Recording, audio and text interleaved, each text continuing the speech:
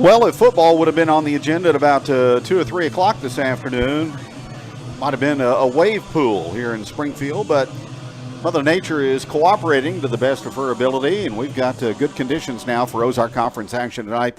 As we greet you from the north side along the Day Millsap, I'm Kevin Stubblefield. It's Ozark Conference football tonight with the Hillcrest Hornets taking on the Lebanon Yellow Jackets. Week number 2 of the season. Last year, these two teams kicked off 2021. Lebanon won at home by a score of 56-6. 56, kind of the magic number for the Yellow Jackets in the win column. It's what they had last week at Parkview. Had 56 points, rolled it up, and the Jackets looked really well. I thought they struggled maybe the first quarter, some of that first game jitters, and everybody just not really in the game mode, or maybe above the game mode. Sometimes I think you get so hyped up first game of the year, you want to come out and prove a lot of things, guys in different positions. Maybe you're a little bit too much hyped up, but about 5 minutes left in the second quarter, the Jackets turned everything around, and they just dominated the football game. Obviously, the defense dominated everything, didn't give up any points. Well, Lee Coleman and the Hillcrest Hornets, coming off a 2-9 season a year ago. They were 2-9 2 years ago. They continue to try to rebuild here. And if you look at this, you look at the game against Parkview, Jackets dominate 56-0. They scored 56 points. They rolled it up on Hillcrest last year. This is a little bit better Hillcrest team than what you saw last week against Parkview, though they got rolled last week against Kickapoo 48-0. But they got some pretty good athletes, and I think Lee Coleman will think this team will be a little bit better as the season goes along. But last week they only mustered 71 yards of total offense and only had 9 yards total rushing. And they're going to they faced a pretty good defense against Kickapoo. They're going to face a really good defense tonight against Lebanon. But for the Jackets, it's, get clued back in, get geared up. The little mistakes you made last week, you fix those things, and you go for the throat, I think, in these types of football games. Schedule maker not doing Hillcrest any favors. No. You open up the first 2 weeks with two of arguably the top 4 teams in the Ozark Conference, but the schedule is what it is, and the Yellow Jackets trying to go to 2-0 as they will then look forward to the home opener next Friday night under the new lights at Jacket Stadium against Springfield Kickapoo. And Hillcrest will get out of the frying pan and go to the kettle because they go on the road and go to West Plains next week. So they're going to get Kickapoo, Lebanon, and then West Plains. And, I think if you're a 2-9 football team from a year ago, you're 0-1. You're taking on number 5 team, 6 team in the state right now in 5A football. I think you look at it and you go, you know what? It doesn't matter what they throw at us. We just got to play our football game, and we got to go out and do the things that we've been trying to teach you to do. Remember those things. Remember your assignments, all that type of stuff. But I think if you talk to Will Christian, he would say the same thing. Even though we've won 4 state district championships, even though we won the Ozark Conference last year, we started off 1-0 with a shutout win. You just come out here and do your assignment and really work on the things that we teach you all week long in practice. Yeah. Because you want to get better from week to week and ultimately play your best football in the month of November. 72 degrees. It's cloudy here in Springfield, but natural turf, artificial turf here at Hillcrest. So just like every school in the Ozark Conference, they have the artificial surface. And 10 years ago here, it would be a muddy track for sure. This was probably 10 years ago, maybe the worst football field that Lebanon would go to, and it would be a muddy mess if we were playing here 10 years ago. But we have the play turf here. They've really got the stadium looking much better than what it was. The press box, probably older than what I'm thinking it is, but to me it's the new press box it is. at Hillcrest. And so really, the facility's good, the weather's good, the rain's going to hold off, it's overcast, so really got a nice evening for high school football. Jackets and the Hornets. Pre-game coverage will begin. We'll visit with Hornets coach Lee Coleman in just a couple of minutes here on Regional Radio and myozarksonline.com. In business, disruptions can be challenging, but they're also great opportunities for growth. How you respond makes all the difference. At Commerce Bank, we can help you spot potential, explore new possibilities, and get you on the path to success. In fact, we're built for this. We're built to help businesses be prepared, proactive, resilient. Commerce Bank. Challenge accepted. Visit us at commercebank.com/built for this. Member FDIC. Whether it's getting your car ready for dangerous winter driving or roadworthy for a hassle-free summer vacation, Boggs Family Automotive at 14255 Highway 64 has been your trusted automotive source since the 1970s. Call and schedule an appointment today and drive with confidence, knowing that you're ready to deal with whatever Mother Nature throws at you. Boggs Family Automotive, 588-1882. That's 417-588-1882, and like them on Facebook. Your look, your style, your image, your fashion. We know exactly what you're looking for. For Granted Salon and Boutique in the heart of Osage Beach offers only the most high-end and luxurious apparel and hair services. Located off Osage Beach Parkway, across from Quick Car. Never be taken for granted. Camber Lock Engineering and Manufacturing of Lebanon is a proud supporter of the Lebanon youth, not only athletically, but academically. And they would like to remind everyone that teaching sportsmanship and fair play is not only the responsibility of the school, but also every adult cheering on the Jackets. Have a good time cheering the Jackets on to victory, but do it with class. Camber Lock Engineering and Manufacturing of Lebanon is a proud supporter of the Lebanon Yellow Jackets. If you've been here for almost 80 years and your business is on the 4th generation, you must be Crow Paint and Glass. Crow's offers a full line of PPG paints with all the brushes, drop cloths, and other supplies needed for any and all paint jobs. And not only do they carry auto glass, they do chip repairs, power windows and lock, door handles, and more. Along with auto glass, they do flat glass, mirrors, plexiglass, and many other glass types and installs. Crow's also carries hardware items, wallpaper, and even do custom framing. There are just too many things to mention, so stop in at Crow Paint and Glass, 390 West Elm in Lebanon. Lebanon Ready Mix and Willard Quarries has the concrete you need, whether you're putting in a new patio, building, or remodeling, or just repairing. Lebanon Ready Mix and Willard Quarries delivers to Laclede County and the surrounding area, providing quality concrete to the homeowner and the building contractor. Free estimates are provided. They'll deliver any amount for all types of concrete construction, when you want it and where you want it. Call Lebanon Ready Mix and Willard Quarries for prompt delivery to your job site. 532-2728. First State Community Bank. We've got spirit. Yes, we do. As First State Community Bank, we're proud to support our Lebanon Yellow Jackets and Conway Bears. Being a part of the Laclede County community is important to us, and giving back is what we do. So we've got spirit. How about you? Go Jackets, go Bears. We are First State Community Bank. First State Community Bank. Success starts here. Member FDIC, Equal Housing Lender, online at fscb.com. Find us on Facebook. Visiting with Hillcrest coach Lee Coleman on tonight's pregame show as the Hornets play host to the Lebanon Yellow Jackets. Coach, talk about the offseason for the Hornets. What were you involved with there as far as getting your team ready to go in 2022? Really, in the month of June, we just really focused on just our passing game. In the past, that hasn't been something we focused on specifically. We kind of just worked on football in general. But in the month of June, that's kind of what we hammered down. You know, let's get in the weight room, but also let's work on passing. And then the month of July is when we spent on kind of our run game and then tried to pair it and match it with the pass game, so then they kind of understood the concepts of what things look like and what complements one another. And hopefully it'll start to show some better understanding of what we're trying to do. It's never easy, but is it a little more simplified for you and your players this year, being it's the second year with you as the head coach in the program? Well, I'd like to think so. I mean, that's kind of why we separated it like we did with June being pure passing, just in the hopes that everybody kind of understood, because there was many times when kids would have to play that really weren't expecting to play, and last year when it came time for them to do so, they really didn't know enough to truly be competitive out there. And I think now, whoever we put out there, they're going to be competitive. Plus, based on the fact that a lot of these kids have played last year, their knowledge level is just exponentially kind of grown. What about your coaching staff? Do you have a continuity from last year to this year on your staff?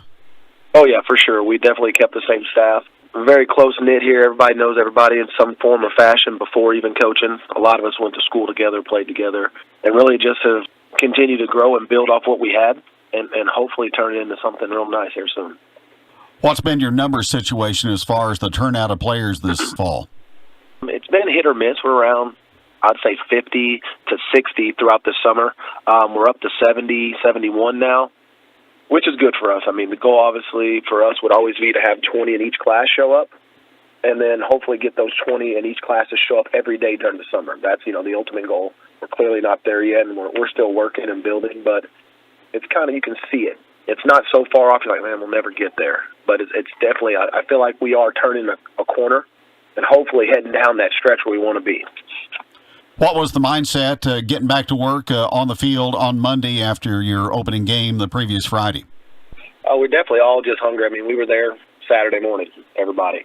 We understand that we had a great opportunity at hand, and we kind of squandered it with turnovers. Hats off to Kickapoo. They played well. They played a very clean game.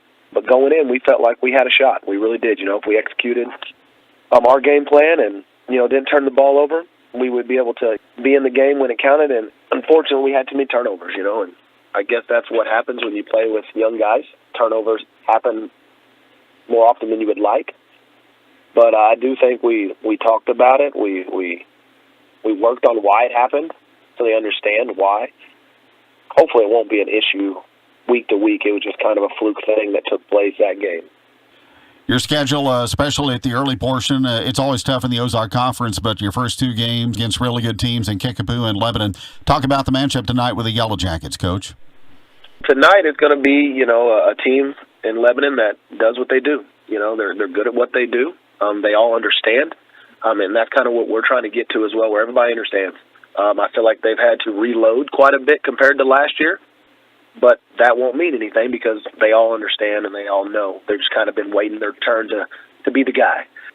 So hopefully we can come out there and fix the mistakes, correct the mistakes that we had last week, build on the good week of practice we've had, and from there have a good competitive contest. So, how was your date with Tommy? Oh, so fun. He may not make a lot of money, but he always takes me to the coolest spots. Like? Well, we went to this place that serves totally home-style comfort food, like any kind of grilled cheese sandwich you want. So delicious and cozy, yet contemporary. Can I come next time? Yeah. The Lunchbox Cafe, cooking up the best home-style foods for breakfast and lunch. Plus, they also are open for dinner from 4 to 7 p.m. on Friday. 106 East Commercial in Lebanon.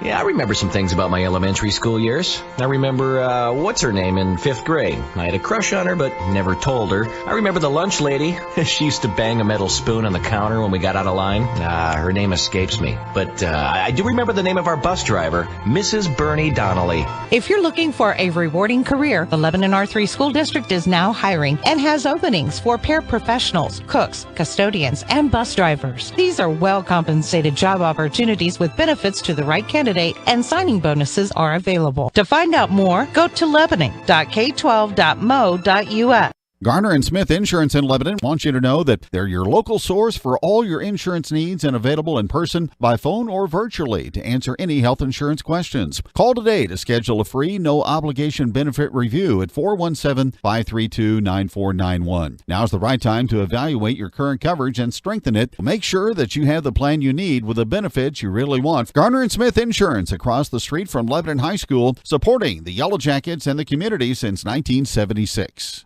Mid-Missouri Stockyards has an extensive background and experience in the cattle industry. Zach Cox and Dan Romine have come together to create and build a successful livestock market in Lebanon and for the surrounding area. Located right off I-44, the facility creates a perfect place for sellers and a perfect location for buyers. They accept cattle on Wednesdays all day for their Thursday sale. Call Zach Cox at 417-777-1320 or Dan Romine at 573-578-4939. Or the barn Wednesday and Thursdays at 417-532-9292. And you can go online at midmissouristockyards.com. Hi everyone, Jamie here from the Gravel Bar and Grill at Sand Spring Resort, inviting you to join us when you're in the Bennett Spring area for a great meal, like a J-Bar J-Burger or a Dirty Pickle Burger crafted with beef raised right on our farm in Laclede County. We also offer a variety of platters, sandwiches, baskets, pizza, and appetizers. Each Friday night, you can have all-you-can-eat catfish starting at 5 p.m. The Gravel Bar and Grill is located just a scenic short drive from Lebanon at the Niagara River Bridge on Highway 64. Come see us. You'll be glad you did. I'm Kim White from Heritage Bank of the Ozarks. Coaches and athletes, we know you're working hard each day. This athletic season, remember, Heritage Bank of the Ozarks is behind you 100%. From your neighborhood banking family, good luck and play hard. Member FDIC, Equal Housing Lender.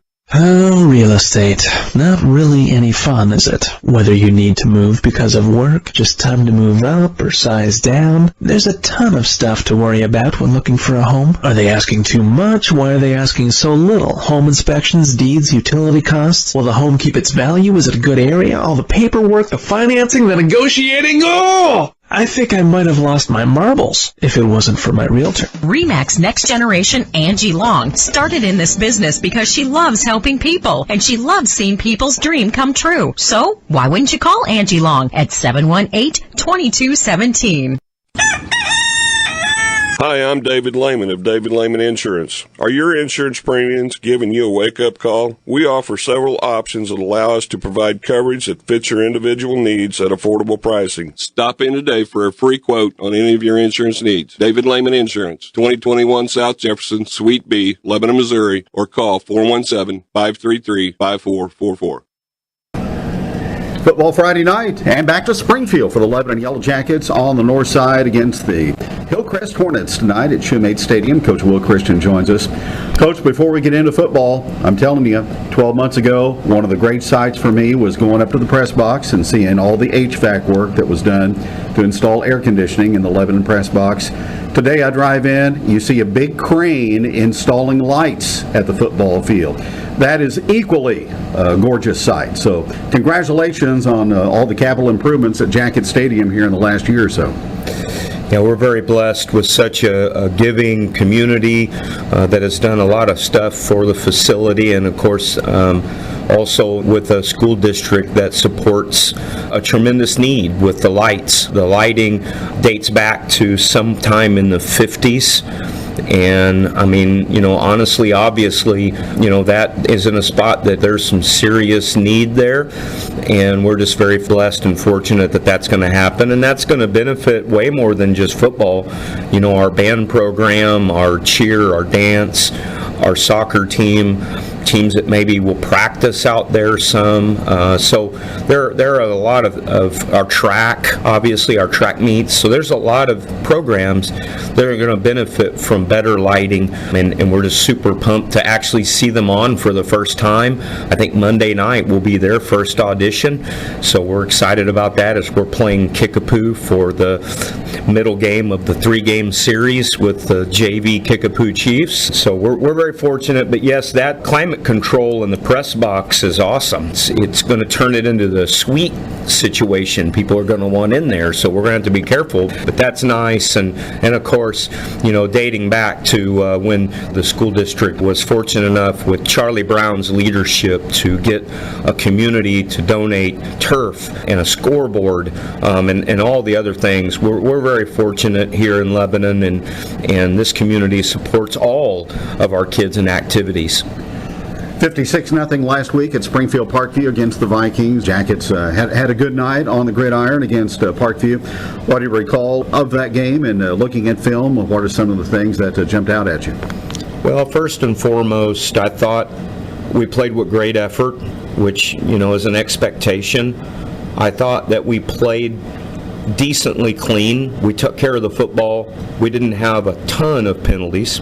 Now, execution-wise, we still got a long way to go, which is pretty normal for week one.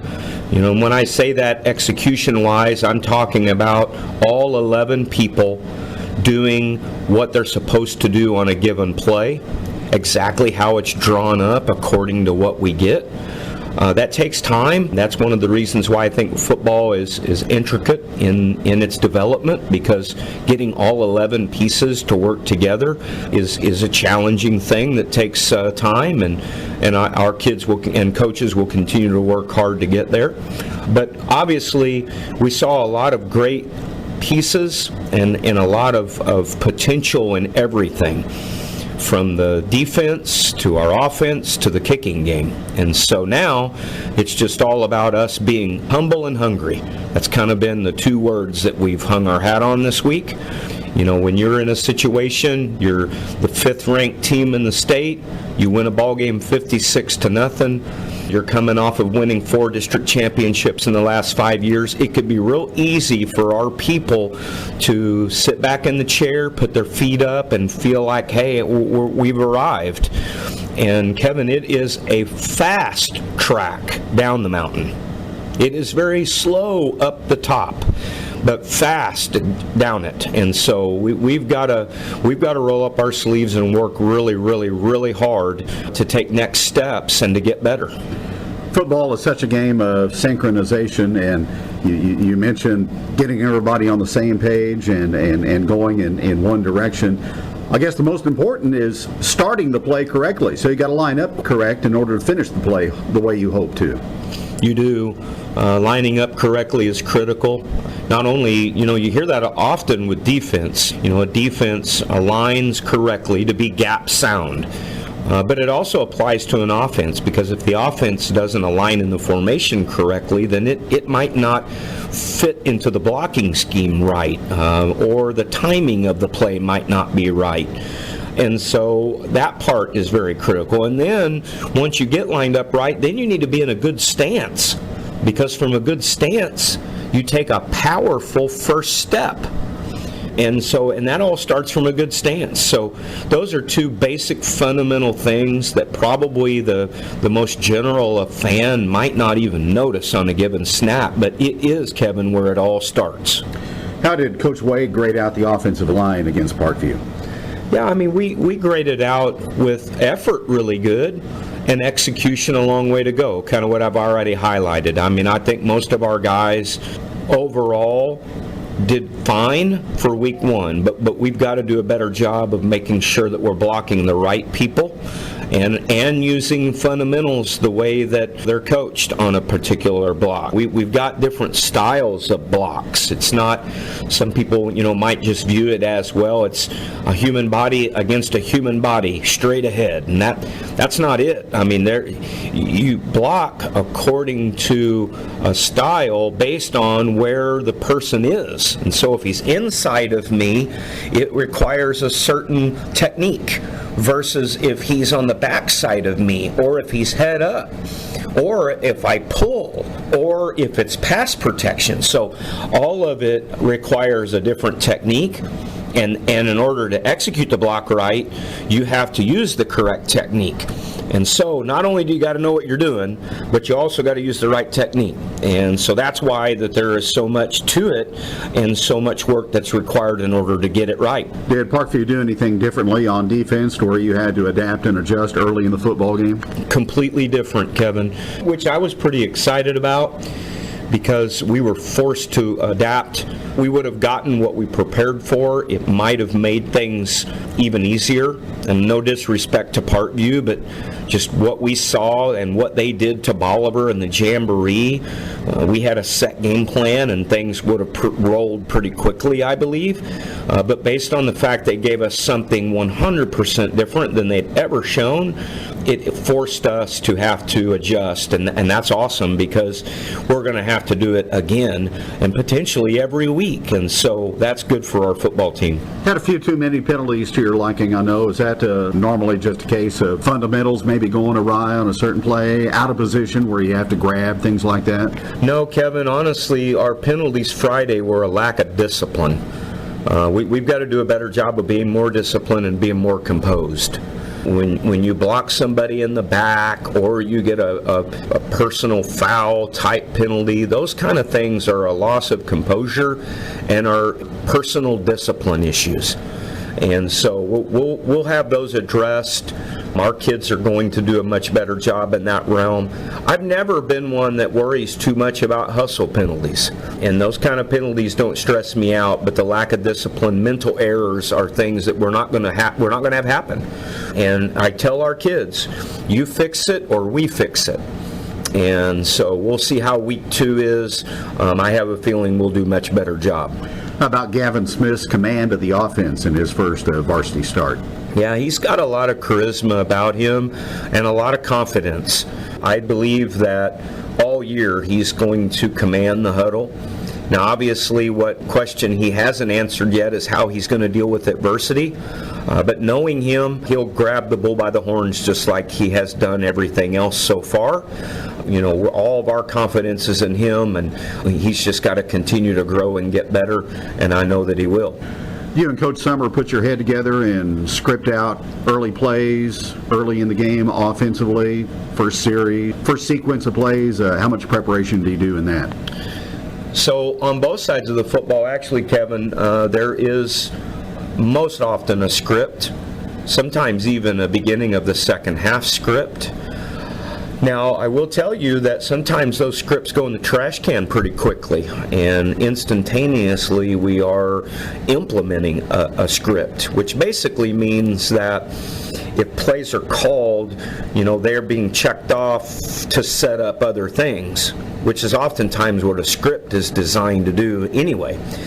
So scripts are very helpful when we get what we expect. And oftentimes we get what we expect from teams that are very disciplined, sound, kind of like, for example, the Coach Silverwood, Camdenton Laker defenses of the old. You know, you knew what you were going to get, and it was going to be really tough and really good, and you knew what you were going to get. So coming into a game like that, you have an opportunity to, you know, really script out at least how you want to attack it initially. Now, sometimes, not to downgrade other defensive approaches, but sometimes we get stuff that we've never seen. It is completely brand new to that team. And so we're in that adjustment mode. But what we have in place is plan A through Z. Because honestly, in football, Kevin, you can't do anything that is completely reinventing the wheel. Football is football, and there's only so many ways you can line up and attack and blitz and coverage and front and alignment. And at this point, we've seen a lot. And so we just simply have to figure out what they're in. And then once we figure out what they're in, then Coach Summer plugs it into what the best fit is to beat it. And then we got to beat it. And sometimes we do, and of course sometimes we don't. Sometimes it doesn't work, but obviously I like our opportunities when we know what we get. Well, the advent, and we talked about this some, probably not enough, the advent of technology, Wi-Fi, huddle, tablets, that allows you to make corrections on the sideline instantaneously during the course of a game, doesn't it? It's unbelievable. I mean, I can remember even 2003 at Marionville not having any of that. I was still using the VHS tape, no huddle. So when I broke down an opponent, I had to do it by hand. Every single play by hand. And so that takes an enormous amount of time, especially if you're in a smaller staff. Nowadays, my goodness, you're right. I mean, we have a end zone and sideline shot right on the sideline for us right then that we can assess. Multiple coaches. And so it makes the adjustment time frame very fast. But it goes both ways, right? I mean, our opponent has that same ability. It's all a chess match. Back in the day, the moves might have been maybe a little bit slower, but they still were being made. Now they're maybe a little faster, but you still got the chance of it not being the right move. But it's fun, I think, and I've mentioned this on Wednesday in your show, one of the big hurdles for coaches is to make sure that we don't do too much. Because it really, at the end of the day, it don't matter what we know. It's what our kids know and can do and can execute. That's what matters.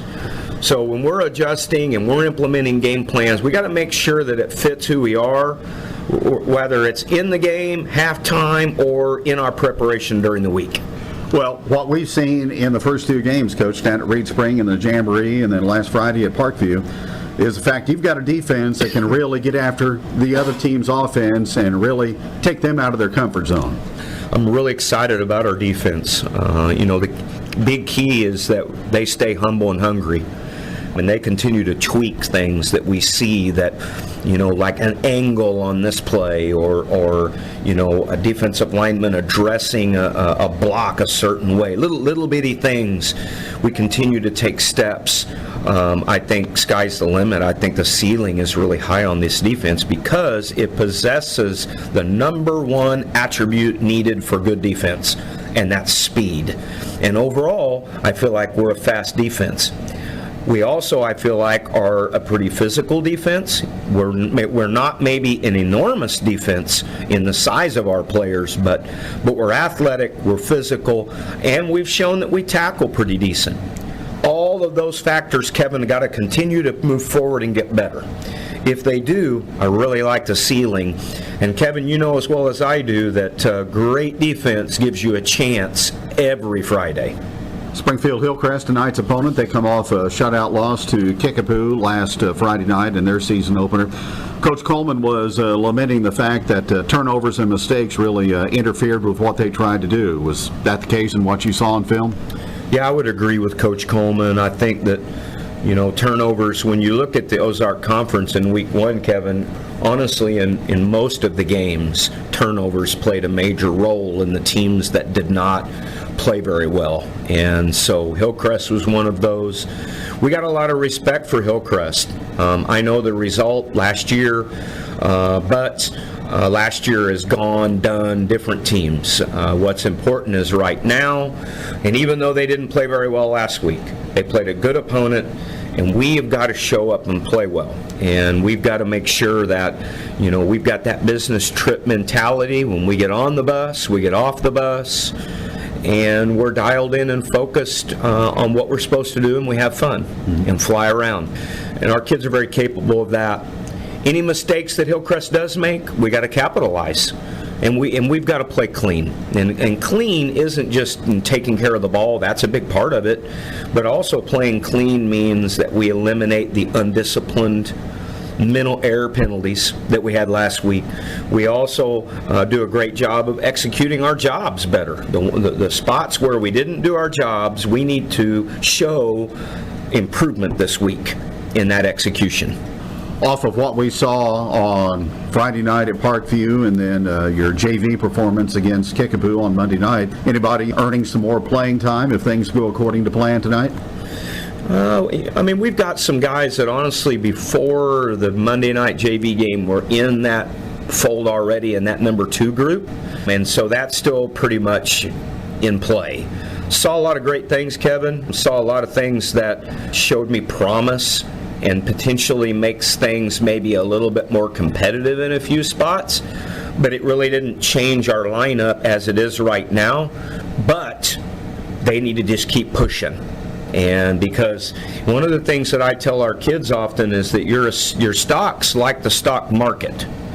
It will be evaluated daily, and we're going to do what's best for Lebanon. The front of the jersey does not say Will Christian. It does not say Curtis Allen, Brian Summer, Kevin Stubblefield. It says Lebanon. And so whomever is getting the job done is the guys that we're going to send out there for Lebanon on Friday night. And so they are always, all of them, on audition and being evaluated. Well, Coach, when we look at the stock market, we don't like to see red, we like to see green. So hopefully a lot of green tonight for the Yellow Jackets and the market indicator. Best of luck tonight. We'll talk to you after the game. Absolutely, Kevin. Thank you.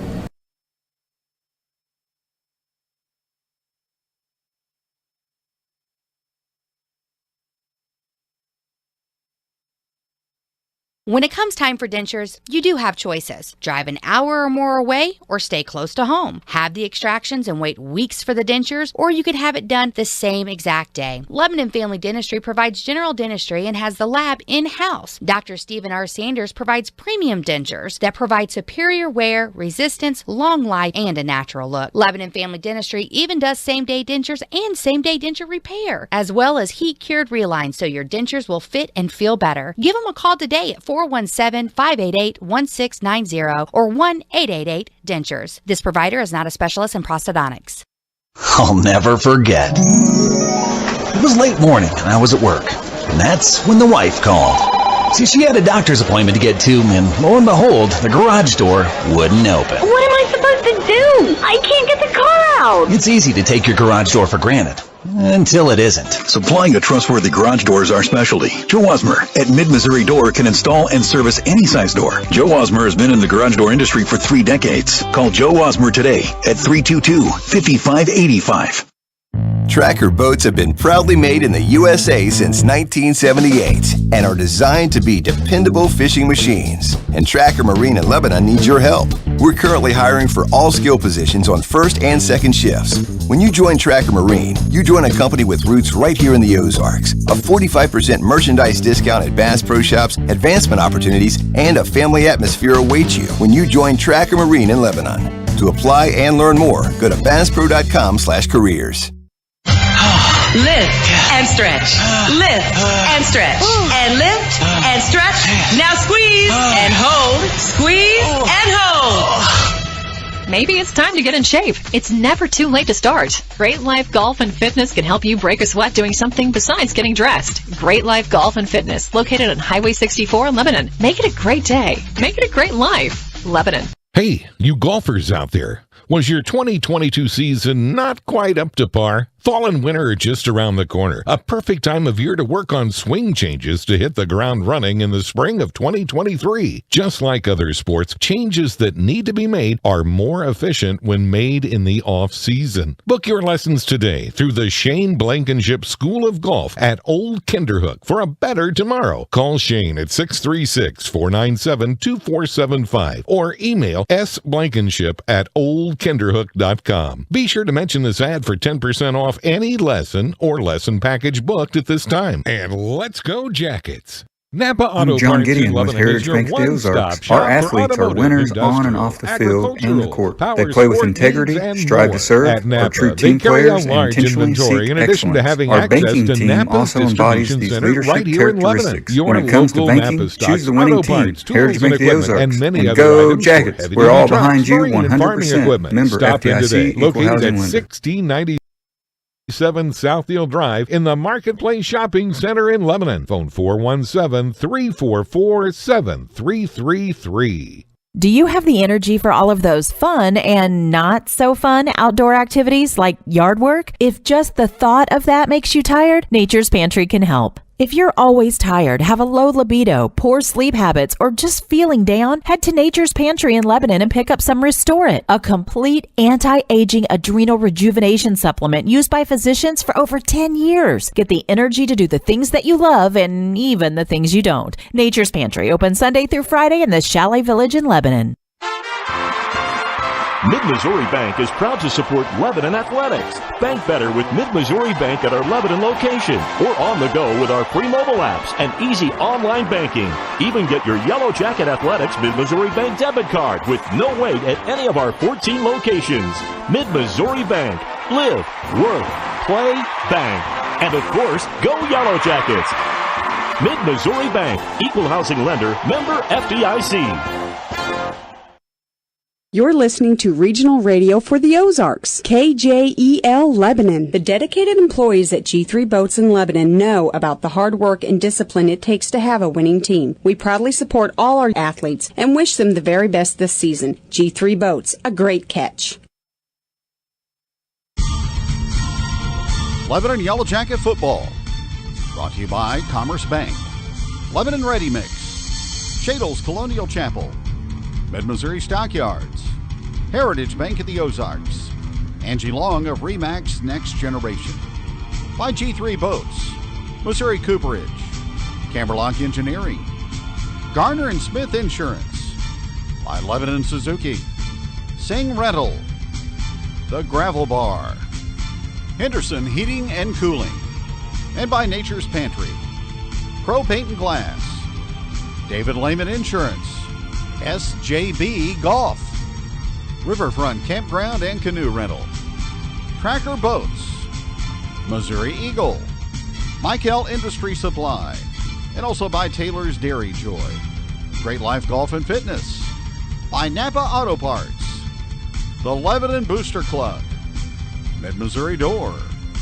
Lebanon Family Dentistry, and also by Boggs Automotive, VFW Post 4107, Lebanon R3 Schools, the Lunchbox Cafe, by Seeger Toyota, Mid-Missouri Bank, Summit Natural Gas, by Lebanon R3 Schools, First State Community Bank, Granted Salon and Boutique, and by Bulldog Concrete.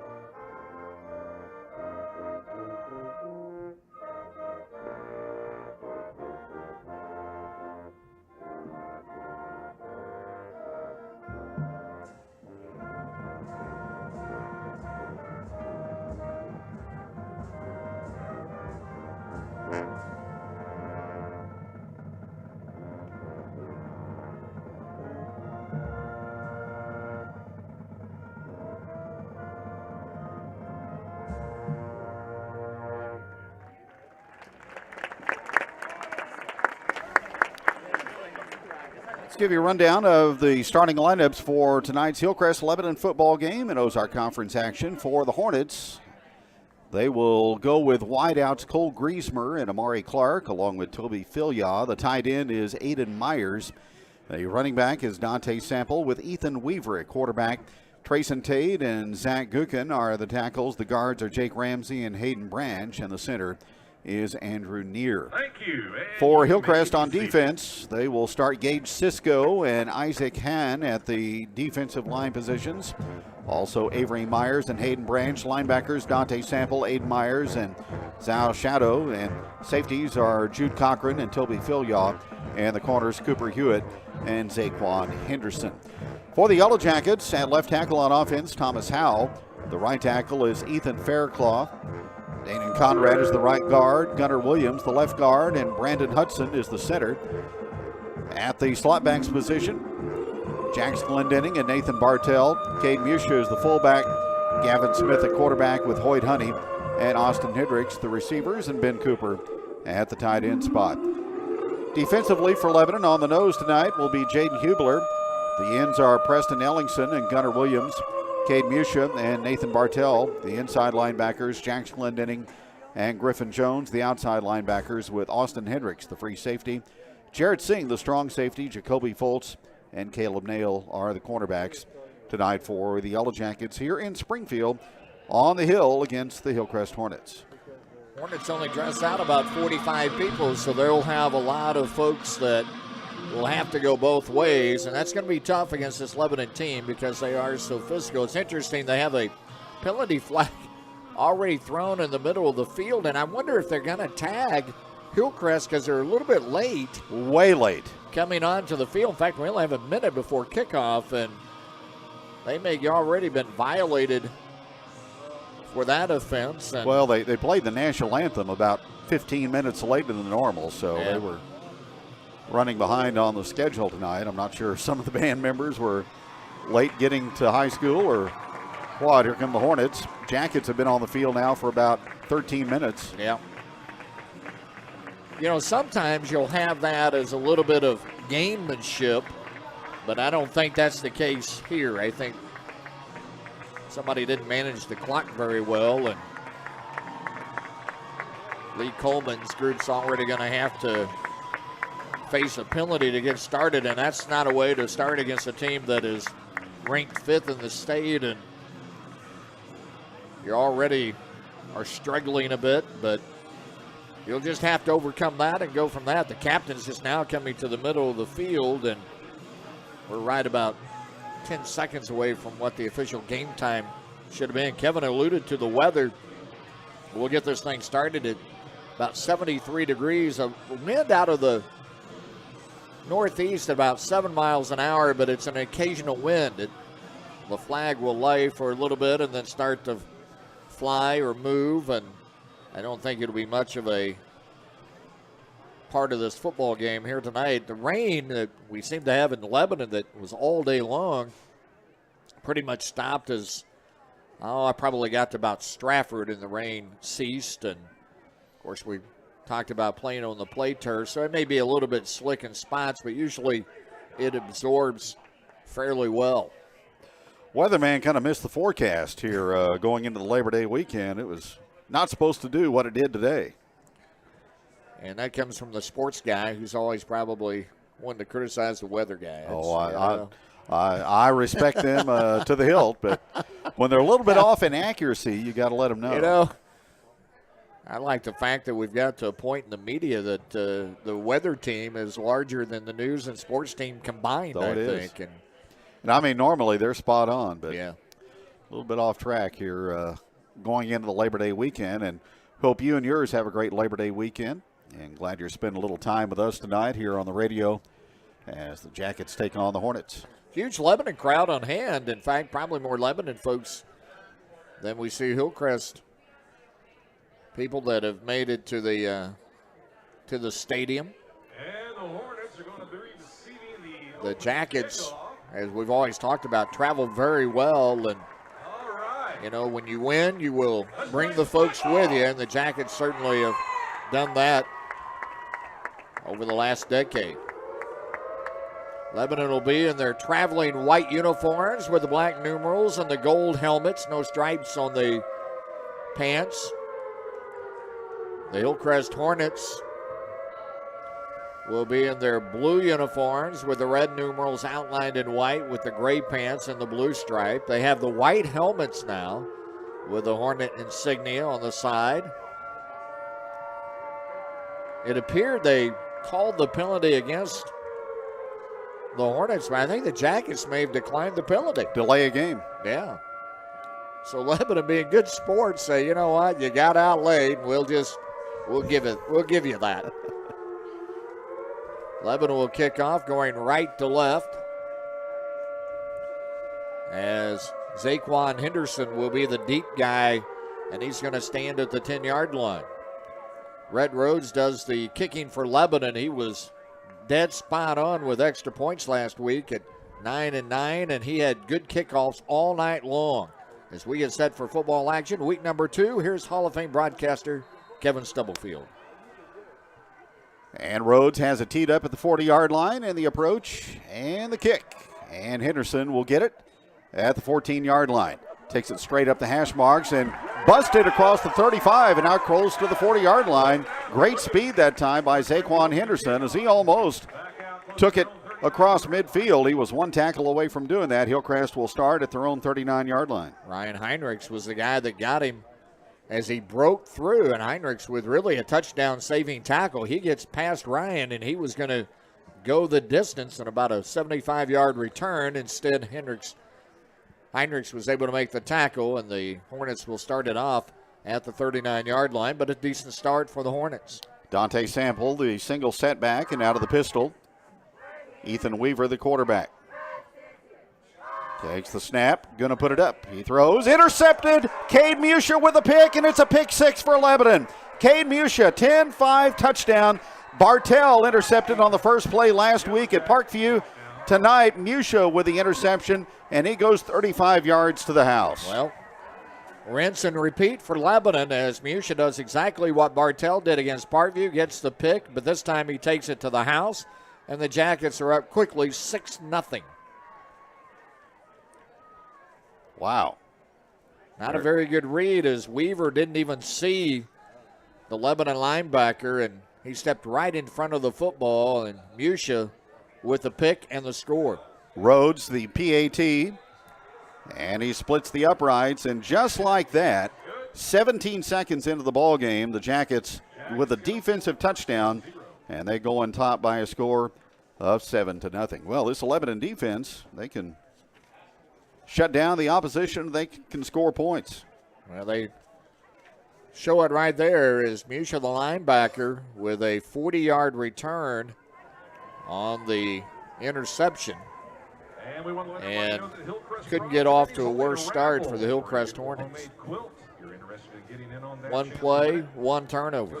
Well, if you're the other team, you throw the ball to Bartell or Musha, and they get it, they're going to look to score. Yeah, there's guys that run the football on the offensive side, so they're no strangers to getting the football and then reading a block, using that good eyesight that running backs have to kind of find a hole, a seam, and Musha certainly did that, and he was untouched to the end zone. Well, deja vu. A Rhett Rhodes kickoff. Saquon Henderson deep. We'll do it again. But the scoreboard has changed. There's a deep kick by Rhodes, driving Henderson all the way back to the 5-yard line. He will put it in gear and run across the field. He'll turn the corner. Jackets will hem him in and stop him at the 16-yard line. Much better coverage this time down the field as Abe Allen made the tackle, but a flag came out late, and it'll be a push in the back by the Hornets, so they'll get a penalty as well as the return not going very far on a good kick by Rhodes, and then Abe Allen, who did a good job last week on kick coverage, made the tackle on the far sideline. They will mark the penalty off from the 17-yard line. So Hillcrest will start in a deep hole. Back at the 8.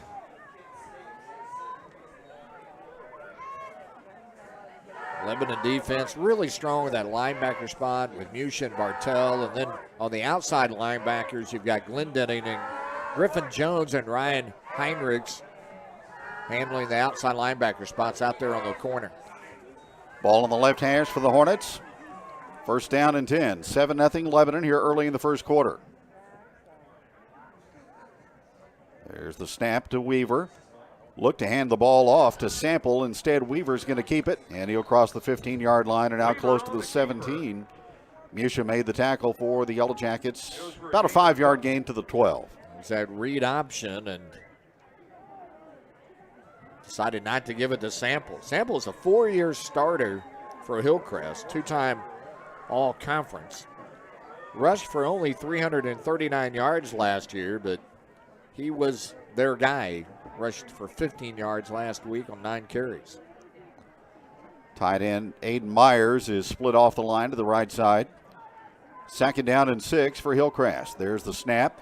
Here's Weaver with a short throw, and it's off the hands of the intended receiver on the near side. That's Amari Clark. Caleb Nail, the cornerback, had a look at that, and he closed quickly, and I think he saw a pick six in his eyes as well, and he broke up that pass. Nail played a very good football game. It's all this whole defensive unit did last week, but just really strong on the corners, strong in the middle.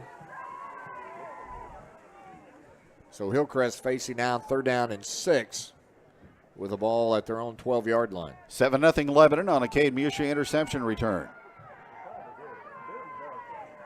Glendenning is the outside linebacker on the left flank. There's the snap to Weaver. He will keep the football, gets it to Sample actually, turns the corner, and he will get to the line of the gain and have a first down out across the 20 to the 21-yard line. Well, the Hornets went to the Wildcat that time, and the direct snap to Deontay Sample, and he got to the outside and got outside the hash marks, turned the corner, and got the first down by a yard, and gets down to the 21. Picked up 9 on the play. So a 3rd down conversion for the Hornets. And they have some operating room at the 21. And they'll come back with Weaver, and he will face a Lebanon 3-man front. Motion. Here's Weaver, busted play. He shuffles the ball to Henderson, and he is going to draw a crowd, and down he goes at the 13-yard line. Lucky he held on to the football. Musha made the tackle. Henderson may have been the recipient of a forward pass. That shuffle looked like they wanted to hand it off. Henderson looked a little bit lost and kind of like a hot potato there. I've got it, you take it. It was like Weaver saw him closing in and said, "Hey, why don't you take this?" And he was able to stay with the football, luckily. Loss is 7. It'll be 2nd and 17. 10 to go in the opening period. 7-0 LHS.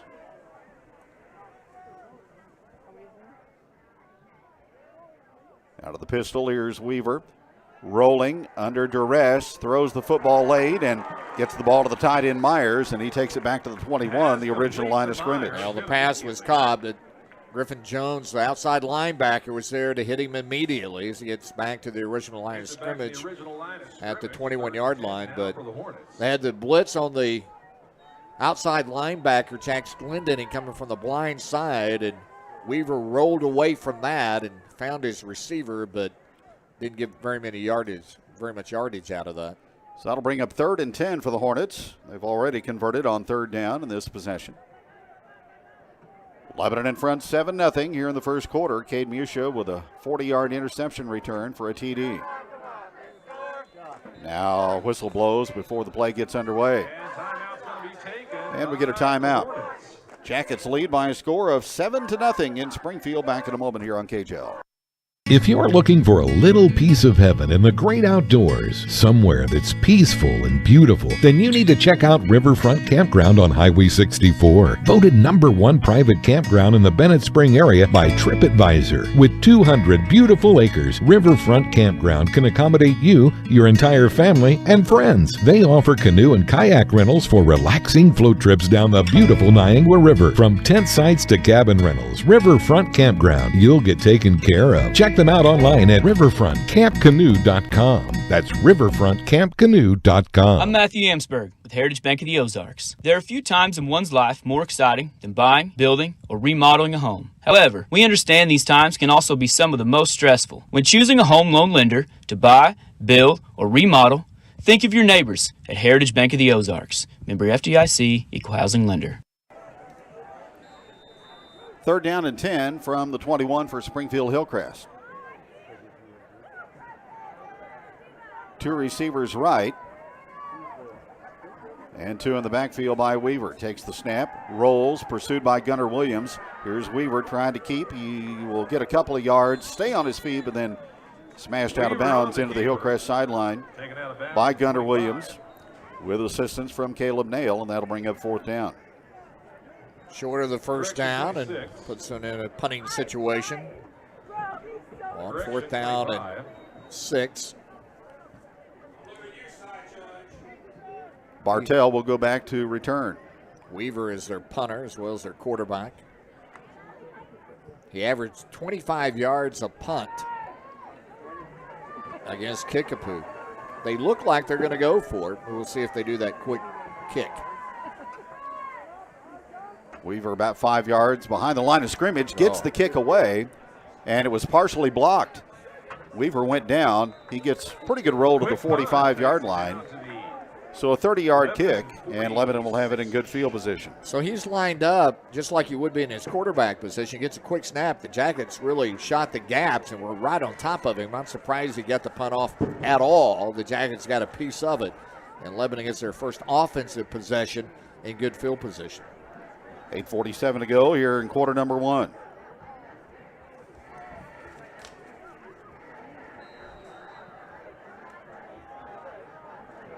Musha, the fullback, Bartell and Glendinning, the slots. There's the snap, there's the handoff to Musha, and a hole up the middle into Hillcrest territory and all the way down to the 45-yard line before Dante Sample makes the tackle. So a gain of 8 on first down for Cade Musha. He had 163 yards last week and 3 touchdowns at Parkview. Had a 60-yard touchdown run. He's already had a interception return in this football game. Jackets go with tempo. Now Smith will look for a reset on the sideline. Honey is the tight end to the near side. There's the snap. There's the toss. It's Glendinning running right. He's got a butcher shot first down and more as he tumbles out of bounds at about the 37. Jax Glendinning runs for an LHS first down. He had a 38-yard touchdown run last week also against Parkview. So Ball close to the Hornet 36. Jackets had a couple of running backs with that explosive speed, and Glendinning got around the corner last week against Parkview for a touchdown. Got a first down here. Bartell goes in motion. It's going to be Musha again up the middle. He finds the second and third level. Cade Musha into the secondary and down to the 23-yard line before he is upended by Toby Filyaw. Filyaw came up to make the tackle, but he had to do so from a safety spot. And when the safety has to come up and get the running back, that's usually not good for the defense. Another butcher shot first down. Jackets moving with tempo now. 1st and 10, right back to the line of scrimmage. They split Honey and Hendricks off the line. There's the snap. There's Musha off the right side, cutting it back. 15-10. Cade Musha 5 and into the end zone. Touchdown from 23 yards away. Well, that's his 4th offensive touchdown of the season. That's his 2nd touchdown of the night. And he had a huge hole off that right side, following the blocks of Conrad and Faircloth. And I mean, it was a hole you could have drove a truck through. Jackets go 53 yards in 4 plays. Rhett Rhodes on for the point after with 7:28 to go. And the kick is up and it's good. So Rhett Rhodes is now 9 for 9 in point afters. Jackets off to a good start here on the Hill, 14-0. Back in a moment. Kevin here with Seeger Toyota of St. Robert, and this is our 54th year of helping you with new Toyotas and doing it the right way, the Seeger way. Our goal is to continue making it easy and fun doing business together, so reach out to us. Tell us what Toyota you'd like, then we can work out all the details, financing, trade value, incentives, and delivery estimate, all the while never ever charging you a premium price. So look at our reviews online, then you'll see how a 5-star dealer makes happy customers daily. That's Seeger Toyota. We are in St. Robert next to Walmart and at SeegerToyota.net. This is the sound of your work project when you don't have the material you need to finish the job. All your friends are putting away their tools, and in a moment, heading home, leaving you all alone. That's when it hits you. You know a place that sells steel in all sizes and shapes to finish any project, anywhere. Hey guys! I know a place! McKell Industrial Supply now offers steel and sheets, pipe, and angle iron. For your steel supply needs, see McKell Industrial at 208 West Bland or call 417-532-3167. High kickoff by Rhodes. Henderson from the 11-yard line. He'll cut it back against the grain, break a couple of tackles, and he's out to the 23-yard line. Across their own 20. 7:20 to go in the first quarter. And it's been a Cade Musha party so far, a 40-yard interception return and a 23-yard touchdown run. Heinrichs again was down on the coverage to make the tackle, his 2nd tackle on the kickoff team. Jackets has already kicked off 3 times in this first quarter. That's a statistic you like to see. Yeah. Snap goes to Weaver. Hands to Sample. Hit in the backfield by Preston Ellingson and dropped for a loss. Well, Anderson, the defensive end, came through an open gap and almost met Deontay Sample as he took the football. Loss back to the 19 of 4.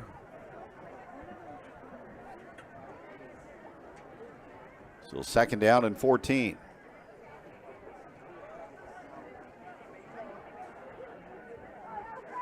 Receivers to both sides. Tight end Myers in the slot. Now he goes in motion. Lebanon showing blitz out of the linebacker spot. Now Musha kind of backs off. He's going to go through the gap. Low snap. Weaver picks it up, looking to throw, and time runs out. Now he's going to have to tuck it and go, and he gets a couple of yards before knocked out of bounds by Gunnar Williams. He could see Musha sneaking up through that gap, and he knew he was going to be in trouble, so he tried to scramble out of that, and he ran out of room and got knocked out of bounds. Well, he got back to the line of scrimmage, so no gain for Weaver. That'll bring up 3rd down.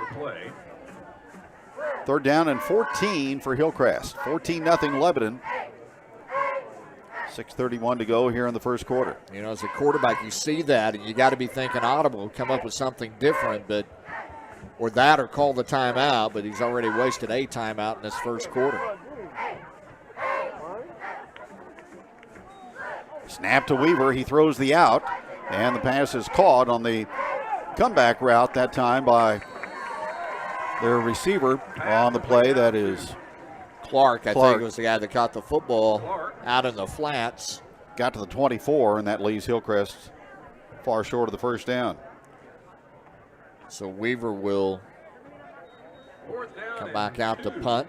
As you were, 4th down and 8 for the Hornets. So Hillcrest now 1 for 3 on 3rd downs, and the punting unit will come on. Martell again back to receive. And again in short punt formation is Weaver. Had his first punt deflected.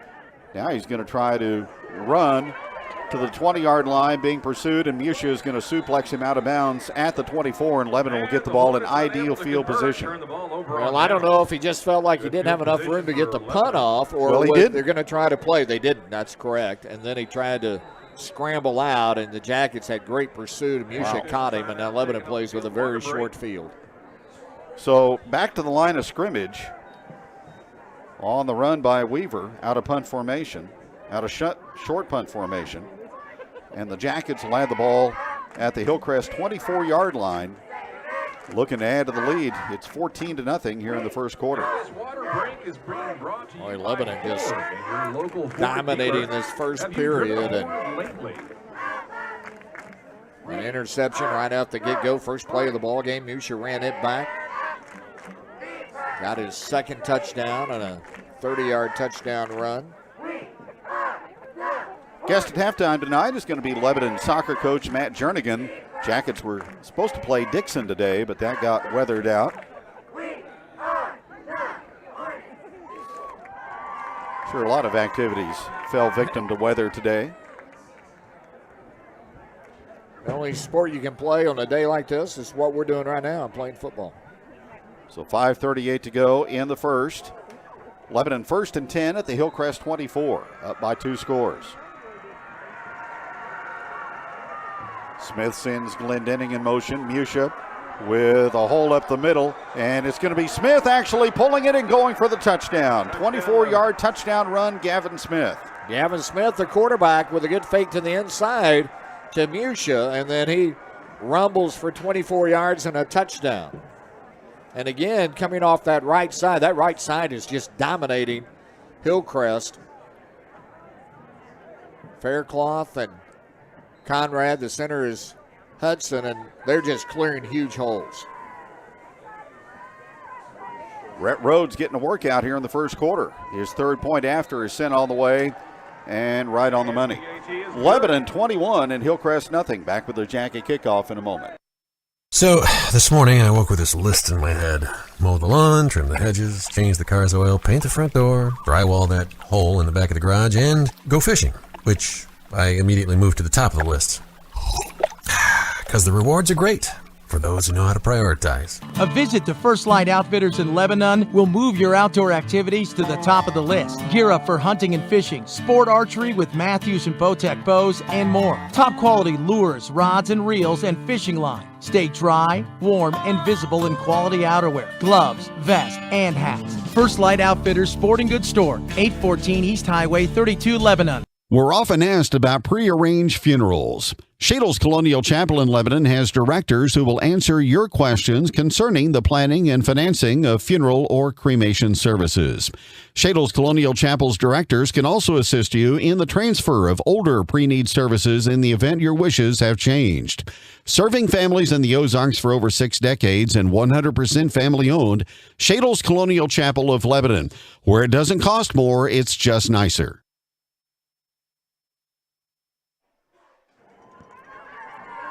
Kickoff by Rhodes, and he will sail this one on one hop into the end zone for a touchback just inside the pylon. I tell you, Jack has done a lot of impressive things in their first game in a quarter, Kevin. Running the football, throwing the football last week, 3 touchdowns in the air. Their defense. I'm not sure that Rhett Rhodes is not the most impressive part of this because, you know, we've struggled a little bit over the years on kick return and deep kicks. That doesn't seem it's going to be the problem with the freshman kicker, and he's now 10 for 10 in extra points. Yeah. So the Hornets will snap the ball for the 4th time with an offensive possession, but they're down by 21. Empty backfield for Weaver. He's going to go on the quarterback keep as he runs it to the right side and picks up about 5 on first down as he's tackled by Jared Singh. Jared Singh coming off a really good season a year ago. Coming up from the corner to make or from a strong safety position to make that tackle. 2nd down and 5 for Hillcrest. 21-0 Yellow Jackets first quarter with just under 5 remaining.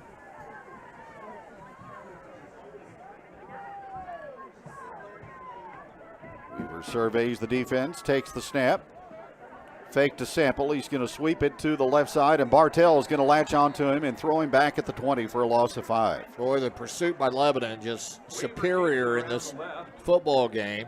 Jacoby Foltz coming up to make that tackle for Lebanon.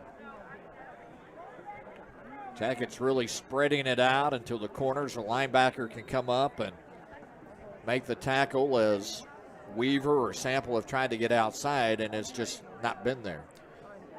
They marked the football at the 21, so a negative 4-yard rush that time for Weaver, and now 3rd down for Hillcrest. 3rd and 9 from the 21. Ball in the left hash mark. And here's encroachment by Bartell as he raced into the backfield as the ball was being snapped. Let's see if he was drawn off. Bartell trying to get in on the fun, and he got caught with a quick step.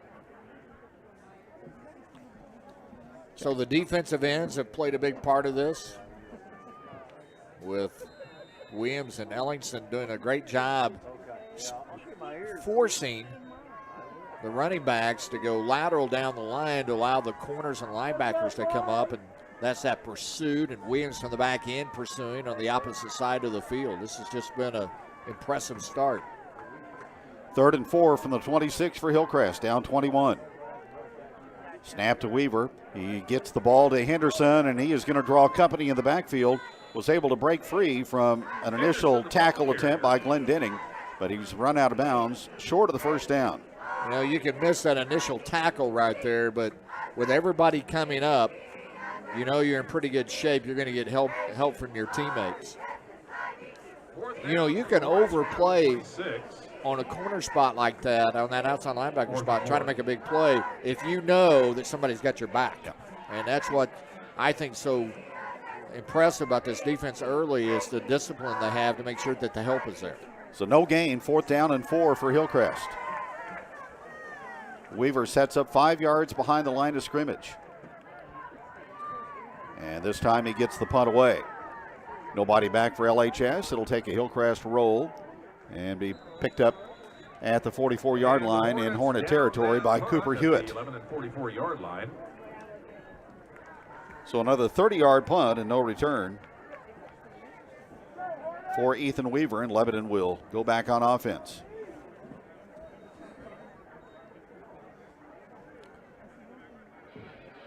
Well, so far the offense has not been challenged. They put it in the end zone twice on a handful of plays. Touchdown runs by Musha and Smith. Musha with a touchdown on an interception return on the first play of the night. Here's Smith down the line on the option. He's going to keep it and go. He's got big yardage. He is into Hillcrest territory and all the way down to the Hornet 33-yard line as Smith runs for 23. Flag down, though, back at the 38. And Smith probably goes further, but he ran into his center, Hudson, who was downfield blocking. And you can almost give Hudson credit for the tackle holding against Lebanon. Well, that shows you how much the Jackets are manhandling the front when the center is that far downfield to block. But a holding call will be assessed from the 37. Moves it back to the 47-yard line, so the Jackets about 1.5 yards from the first down. So it'll be 1st down and 2. How would you like to be a guy that got caught for the holding and you're thinking, man, we played almost the whole first quarter without a mistake and I'm the one that gets tagged with it. I may be running sprints by myself next week. Glendenning goes in motion. It's going to be Musha up the middle on the dive play, and he's got territory open again. Musha, 30, 25, 20, cuts back at the 15 to the 10 and inside the 5-yard line where it'll be 1st and goal to go for Lebanon on another big run by Cade Musha. So he gets about 44 yards on that run, and you know, the impressive part about that, and you watching him run, is that he can run with power between the tackles. He can run over people, and he's not that big. We've talked about that. He's only 5'11", 205. But when he can cut it outside the hash marks, he can put it in a different gear and get downfield. But like so many running backs over the last decade that Lebanon's had, it's that really good vision of finding my block, and then figuring out where he's going to take that guy and then making a cut. First down goal to go at the Hillcrest 2. There's the handoff, and Musha will walk into the end zone, and that makes it 27-0 Lebanon. Musha with 3 touchdowns in the first quarter. 27-0 Yellow Jackets. Third touchdown of the ball game for Musha. 2 on offense, 1 on defense.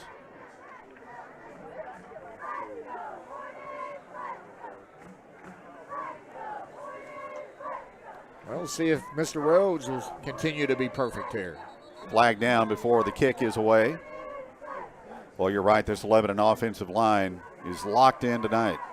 We saw some issues last week at Parkview in the early portion of the ball game. And encroachment's going to be the call against HILLCREST. They're moving some folks off the line of scrimmage. Offside against Hillcrest, so they will replace the football, and Rhodes will try the PAT. Rhodes is going to kick from the same spot, though, and that's smart. Good snap, good hold, kick on the way, line drive, and good. Lebanon 28 and Springfield Hillcrest nothing. We're still in the first quarter at Shoemate Stadium. Back with a Lebanon kickoff in a moment. For some jobs, your toolbox is fine. Can I borrow your drill? Thanks. For others, you need the big toolbox. Can I borrow your air ratchet? Thanks. But for jobs outside the toolbox, you don't happen to have a forklift in there, do you? We've got what you need. Whether it fits inside the toolbox or not, Sing Rental has the top quality, well-maintained equipment you need. From trucks to tools, from lifts to loaders. For any project, big or small, Sing Rental buys it so you don't have to. Call Sing Rental or go to singrentals.com. I'm Kim White from Heritage Bank of the Ozarks. Coaches and athletes, we know you're working hard each day. This athletic season, remember, Heritage Bank of the Ozarks is behind you 100%. From your neighborhood banking family, good luck and play hard. Member FDIC, Equal Housing Lender.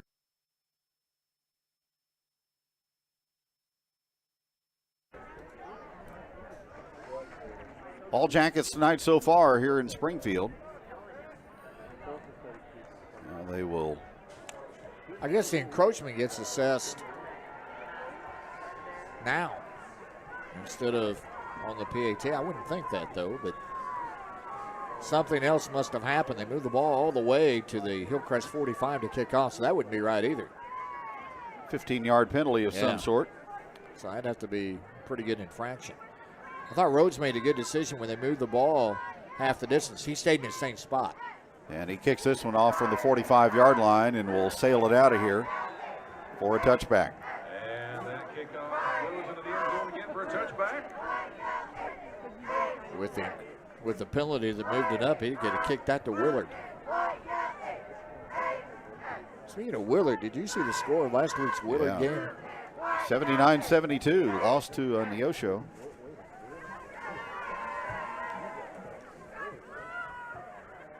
I'd like to see you keep stats in that one. No, thank you. I don't know if we bring enough paper. Be like a 25-24 baseball game in extra innings. Yeah, exactly. You're on the next page of the scorebook. First down, Hornets from the 20.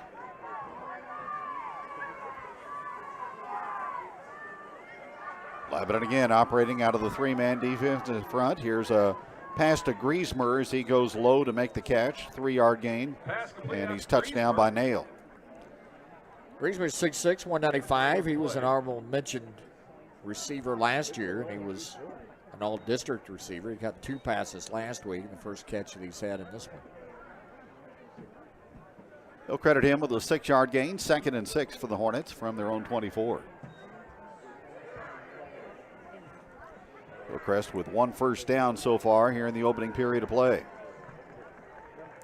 Sample got that when they ran out of the Wildcat. They've not used that formation since. He's set up behind Weaver on 2nd down. Weaver to throw, out, and caught again by Griesmer. Short of the first down as he makes a diving reception to the 29. So the Hornets go to a short passing game. Nail went for the football and just missed it. So 3rd and 1 for Hillcrest from their own 29. Under 2 to go in the opening period, and Lebanon enjoying a 28-0 lead. 3rd and 1 from the 29. 2 receivers left. Griesmer split to the right. And Weaver again to throw. Rush by Ellingson. He rolls away, chased by Williams, and he fumbles the football as he's being hit.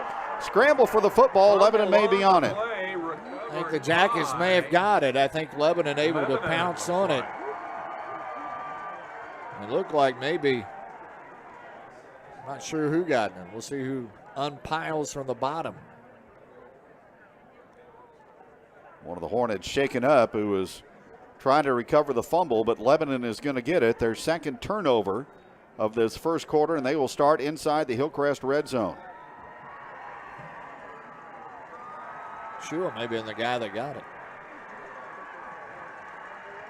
Well, I was surprised he went with that play. I thought they might go back to that Wildcat, trying to run Sample. Instead, they rolled out the quarterback Weaver, and then he got himself in jail, got hit hard, and lost the football. So 1:22 to go here in the first quarter. And the Jackets at the Hornet 13-yard line.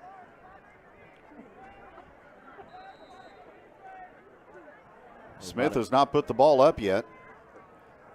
Honey and Hendricks, the receivers. There's the snap, and it's going to be Musha waltzing to the 10, to the 5, and barreling into the end zone for another touchdown for Cade Musha. Again, just pretty much untouched. That time he went off the left side instead of the right side, and Howe and Williams were able to lead the way for the touchdown. Musha's 3rd rushing touchdown, 4th touchdown of this quarter. 34-0 Lebanon. And Rhodes makes it 35-0 with 1:17 to go in the period. Back with the Lebanon kickoff in Springfield in a moment. Summit Natural Gas is proud of the investments it's made in the communities we serve. We're proud of the great local talent on our team, the contributions we make to local town revenue, and the high-quality, safe system we've built to deliver North American source gas directly to your home. Call us today at 1-800-927-0787 or visit summitnaturalgas.com to learn more. That's 1-800-927-0787 or visit summitnaturalgas.com to learn more. An old-fashioned restaurant with friendly service and great food. That's what you'll find at Taylor's Dairy Joy. Even the prices are old-fashioned. Get a double cheeseburger, fries, and medium drink, a coney, or a Frito pie. Top it off with the best ice cream in town. Old-fashioned prices, old-fashioned taste. Still found at Taylor's Dairy Joy, 1205 East Route 66. Now with curbside delivery and online ordering. Open Monday through Saturday from 10:30 to 10:30. Another kickoff for Rhodes, this time from his own 40-yard line. And this is going to be a short kickoff, received at the 14-yard line. Henderson from one side of the field to the other. Jackets will hem him in and throw him down. And Abe Allen again got down and stayed in his lane and made the tackle as the pursuit brought right to Allen. That time Henderson, Kevin, had been lining up on the right side, lined up on the opposite side of the field, and Rhodes found him and made him a target. So Hillcrest will start this possession from their own 19. 1:08 to go in the period. Jackets have scored 5 touchdowns, and they lead 35-0.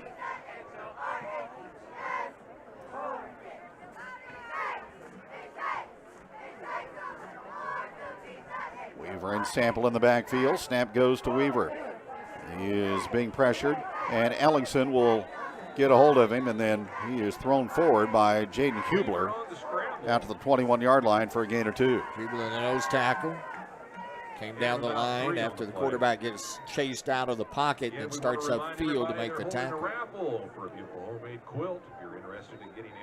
That was not a design run by Weaver. He wanted to throw the football, but he has no time, and the Jackets with good coverage downfield.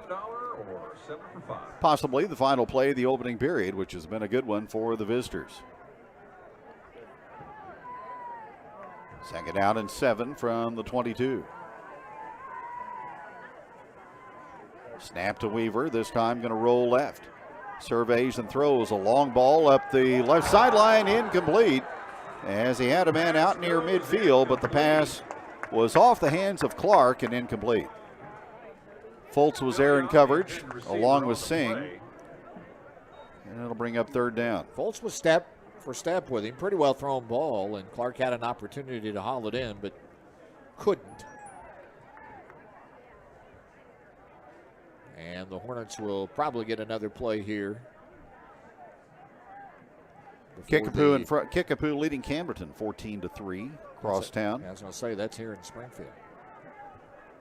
Here at Lebanon 35, Hillcrest nothing. Play clock down to 6 as the Hornets get to the line of scrimmage.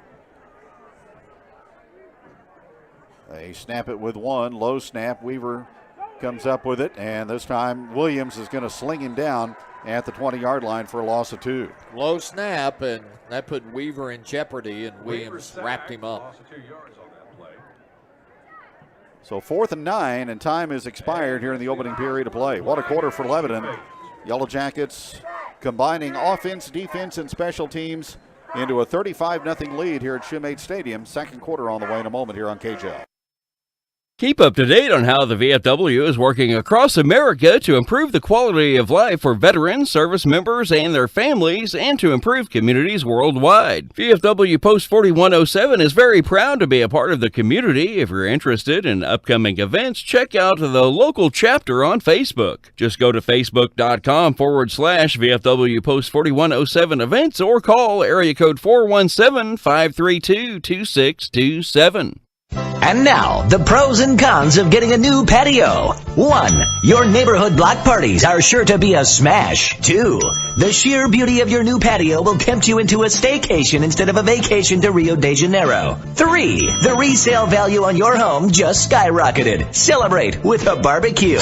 Now, the cons. Well, there's only one. Concrete. And lots of it. And nobody does it better than we do. Bulldog Concrete in Osage Beach. We make backyards beautiful. I'm John Gideon with Heritage Bank of the Ozarks. Our athletes are winners on and off the field and the court. They play with integrity, strive to serve, are true team players, and intentionally seek excellence. Our banking team also embodies these leadership characteristics. When it comes to banking, choose the winning team, Heritage Bank of the Ozarks. And go Jackets! We're all behind you 100%. Member FDIC, Equal Housing Lender. 35-0 as we start the second quarter. That may be the most points ever racked up by a Jacket football team in the first quarter of a game.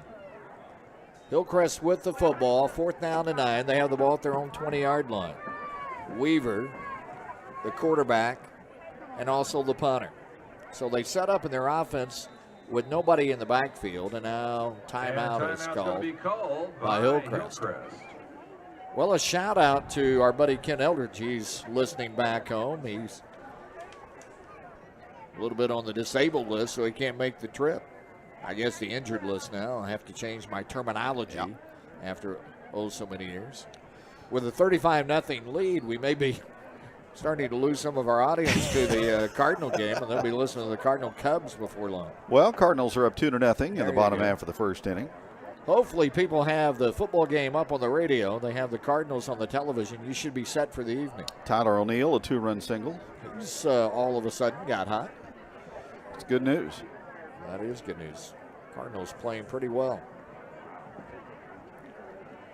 As are the Lebanon Yellow Jackets. Bartell will go back to his own 45-yard line to receive the possible punt here. Again, Weaver lines up just in a normal quarterback spot. He has nobody back with him, so he's out of a shotgun formation with receivers right and left. Takes a low snap. He's in trouble. Escapes. Wants to throws. Gonna unload and has a receiver down the far sideline as he's able to get it out to Aiden Myers, the tight end, who gets the first down. And Hillcrest for the first time tonight across the 50-yard line into Lebanon territory. How about that? 29-yard pass completion on 4th down and punt formation for Hillcrest. A low snap, and Weaver kept his wits about him. They actually have Myers, the receiver, out of bounds short of the 50, and they'll mark it at the Hillcrest 49-yard line. So Myers lined up outside. He wasn't going down to try to cover the punt. He was an eligible receiver. He was aware of what Weaver was intending to do, and good pass from Weaver under duress. Weaver out of the pistol, wants to throw again, steps up, rolls right, unloads, and he just buried the pass to get rid of it. Griesmeyer was the intended receiver of sorts, and it'll be second down as the pass is incomplete.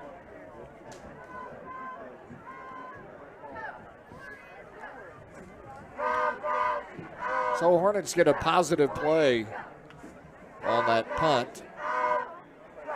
Their second first down of the first half.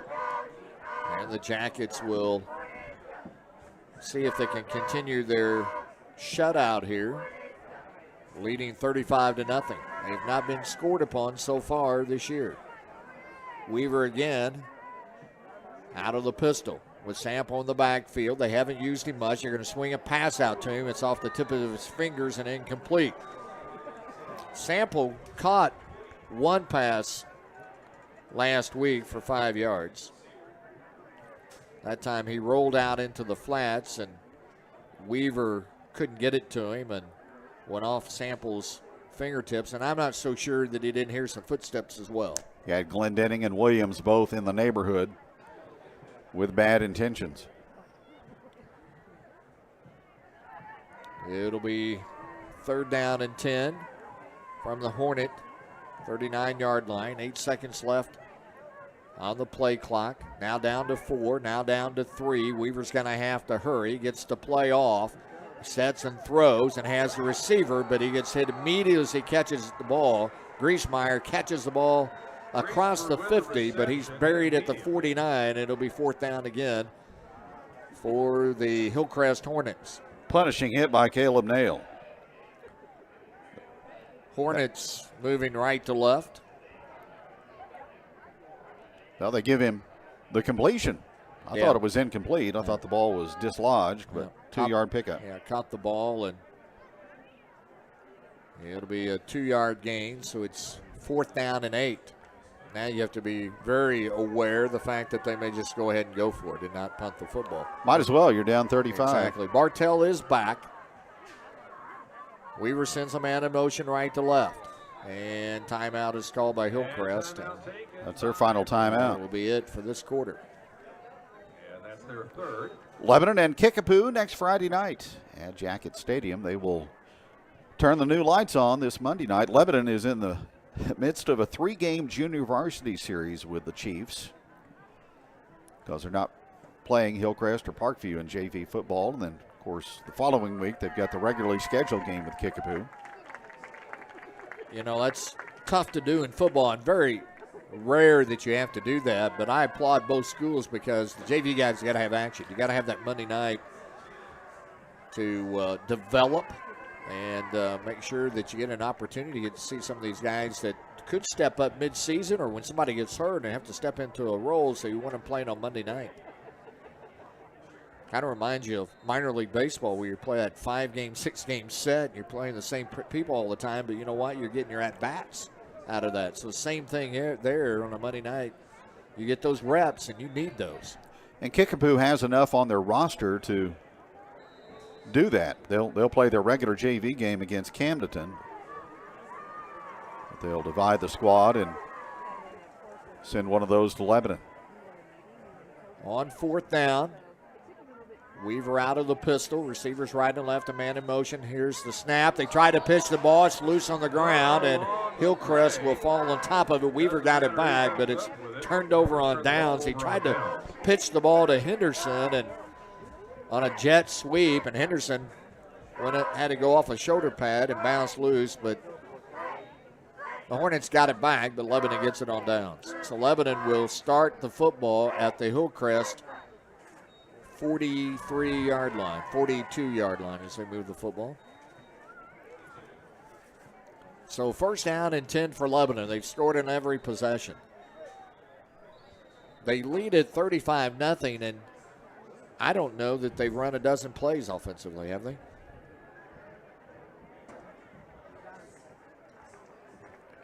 Nine so far. The officials are now conferring. they are now satisfied with whatever they wanted to talk about. First unit still out there for LHS, and that will probably be the case through the first quarter, or first half.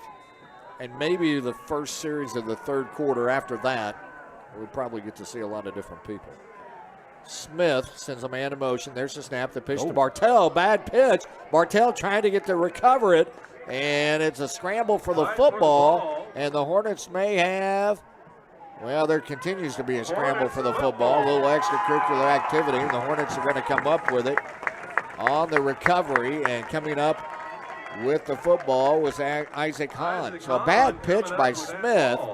Way behind Bartell. And Bartell couldn't come up with it, though he gave it his best effort, and the Jackets turned it over.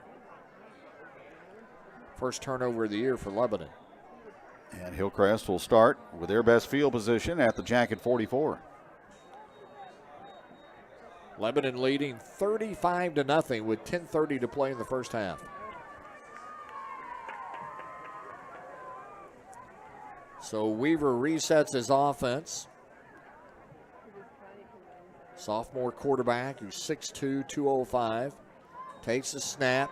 Rose left, wants to throw, has the ball knocked loose. Lebanon's going to pick it up. Gunnar Williams comes up with it, and he'll ramble down to the 30-yard line. Pressure by Ellingson forced the loose ball. Williams scooped it up and nearly scored.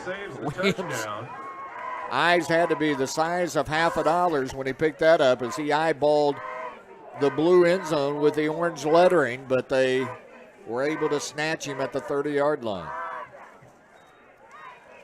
So Lebanon gets the football right back. Third Hillcrest turnover of the first half.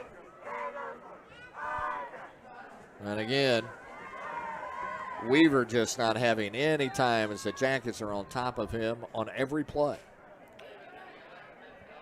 Might be a good time for Lebanon's first pass of the night here after the turnover. Smith dropping back, wants to throw. He's looking. Now he's going to roll with the football. He's going to get to the 20-yard line. Still on his feet. Cuts it back into the middle of the field. Gets to the 15 and down to the 14-yard line. He had Nathan Bartell on a rollout out of the backfield, but Smith chose to tuck the ball and run. And there's a Hillcrest Hornet player down on the field. Yeah, he was getting pressure immediately upon the snap, so he just had to tuck it and go, and big yardage gained that time by Smith inside the 15-yard line. So a Hillcrest player down. Another player comes hobbling to the bench as well as Hayden Branch limped to the bench. He looks like he may have just had a cramp. The player that is down is taking his helmet off.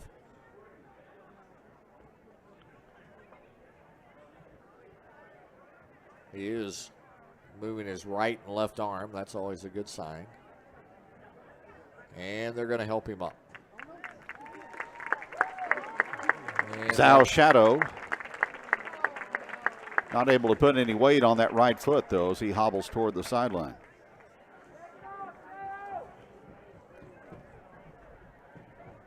So Lebanon gets a butcher shot first down from Smith. Boy, when he runs the football like that on a direct play, he is danger. He is fast on fast. 5'9", 170, a junior.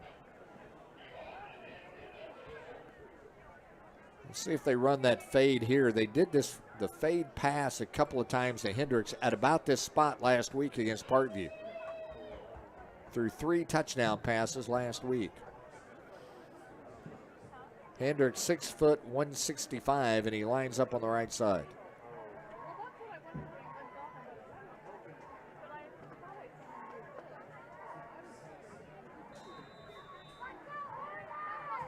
Hornets in man coverage.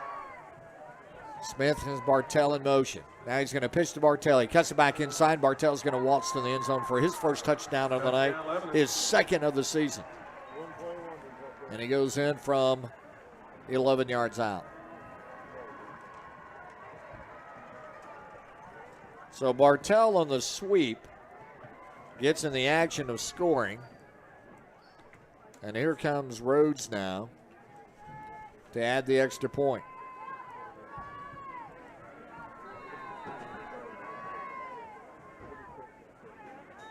The snap is on its way. The hold is down. The kick is up. And it is perfect. 9:59 to play in the first half. Lebanon leading Hillcrest by the score of 42-0. Let's take time out.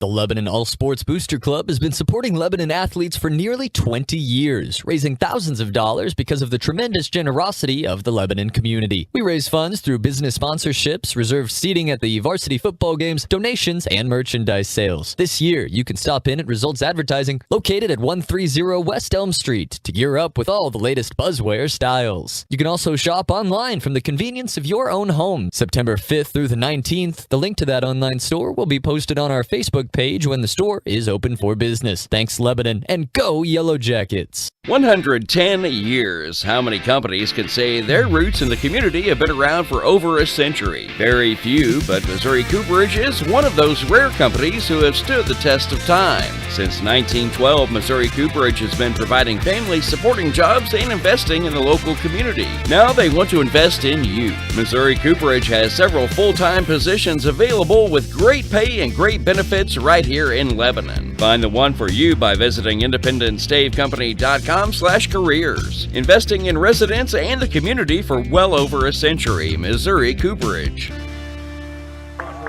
Napa Auto Parts in Lebanon is your one-stop shop for automotive. Back to the 45-yard line. He got a running start at that one down the sideline, and Lebanon didn't fill the gaps very well, and he will bring the ball out to the 45. Lebanon leading 42-0 after Bartel's 16-yard touchdown run. His second touchdown of the season. And the Hornets with the football with 9:50 to play in the first quarter. Or not the first quarter, but the first half. Jones in as the right outside linebacker for Lebanon on defense. Musha and Bartel still in the middle, and Glendenning the other outside backer. Weaver stands in the pistol at the 40. Turn. Now he pitches the ball on a broken play to Sample, and it looked like it was supposed to be a handoff. Sample didn't come up to take the ball. Instead, went away from the quarterback. He then pitched the ball, and when he did, it's a loss of about 3 yards. And this is one of those, when you look at it, when it goes bad, it really goes bad. Filia is going to come in, replacing Sample. Now Sample's going to go back into the huddle. And they're going to run out of the Wildcat with Sample, but they're going to have to hurry to get back to the line of scrimmage. The play clock is down to 3. They may not get this off. Play clock's at 1. No snap yet, and there's a delay game. No timeouts to save Hillcrest. So the quarterback Weaver came out. Sample came to the sideline, then went back out to the huddle, and he just didn't have time to get the play off. Boy, Lee Coleman has a lot of good things to say about Deontay Sample and his leadership ability. And as you say, 4-year player in the program, so he's stuck with it. He will come back out, and they'll be back in the Wildcat again with him. But he has a running back behind him, and that's Filia. Sample will take the snap. He will come back to the left. He's going to pitch the ball. He does to Henderson, who gets buried back at the 31-yard line. And Henderson, who's run back kicks tonight, has had a couple of runs from scrimmage, is probably thinking, just keep the football and don't give it to me. He got hammered again. By Bartel. Third down and 23. They've lost 23 yards out of this. Is that correct? Almost. Yeah, started at their own 45. Yeah. Receivers right and left. Again, Sample will take the snap, the direct snap. He'll take it, low snap. It looks like he wants to throw the football. Now he's going to run. He does dump off a pass into the hands of Henderson. Breaks a couple of tackles. Gets back almost to the original line of scrimmage. Henderson slippery that time as he got away from Glendenning, who had him wrapped up, it appeared, but broke that tackle, but far short of the necessary yardage to gain. It'll be fourth down, and Ethan Weaver will come on, their quarterback and punter. About 7 yards shy of that original line of scrimmage. Sample again went to the sideline, but they send him back out to the huddle. He doesn't get any breaks. They broke the huddle as he got there, so Weaver gives him the play. He lines up in a slot. Henderson will stand behind the quarterback in the pistol. Weaver, wearing his blue jersey with the gray pants, will send a punt off. This is a spiraling punt. No Lebanon players back. It's going to take a good roll for Hillcrest, and it'll check up at the 4-yard line. 47-yard kick with a roll that time. Or actually at the 14-yard line. So Lebanon will be first down and 10 at their own 14. This is the worst field position Lebanon's had the entire game, and they lead it by the score 42-0 with 7:58 to play here in the first half.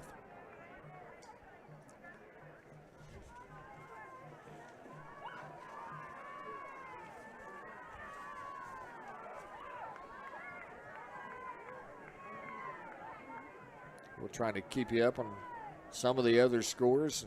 As Kevin talked about, we're interested in that Kickapoo-Camden game across town on the south side of Springfield. 14-3 Kickapoo at last report. Jackets with a football, man in motion. Here's the snap, inside handoff. They give it to Bartell, and he will, or check it, Glendenning, and he gets about 4 yards out of that. That's good for a gain of 4. Glendenning, second carry, hasn't handled the football very much. No. Had a nice run in the first quarter. On a lot of teams, he'd be the primary carrier. Oh, yeah. Only a sophomore. He's got a lot of football ahead of him, and you just anticipate that he's going to do a lot of special things. Smith with Bartell in motion. It's going to be a handoff up the middle as they get the ball into the hands of Musha, and he just bullies his way up to about the 40-yard line. Smith faked to Musha, and then Musha led him through the hole, and Smith rambles out to about the 38. They did a good job of hiding that football, and Smith, the quarterback, following Musha. Another butcher shot first down for Gavin Smith. 20-yard run. So Lebanon with operating room leading 42-0 here in the second quarter. Listening to KJEL in Lebanon, Missouri. Hendricks lines up as really a tight end on the near side. Honey on the opposite side. Bartell in motion. Fumble on the snap, but Smith will recover the ball. We saw that a couple of times last week at Parkview. First time tonight that the exchange has not gone well for Hudson and Smith, but Smith fell on top of the football. It'll be second down 11, a loss of a yard for Lebanon.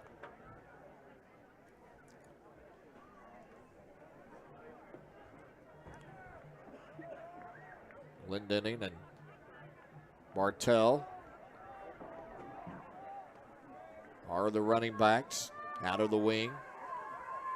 Here's Smith. He's going to throw the football, and Hendricks drops the football. It was in his hands, but the pass was low, and Hendricks had to bend it toward the knees to catch the football. Couldn't haul it in.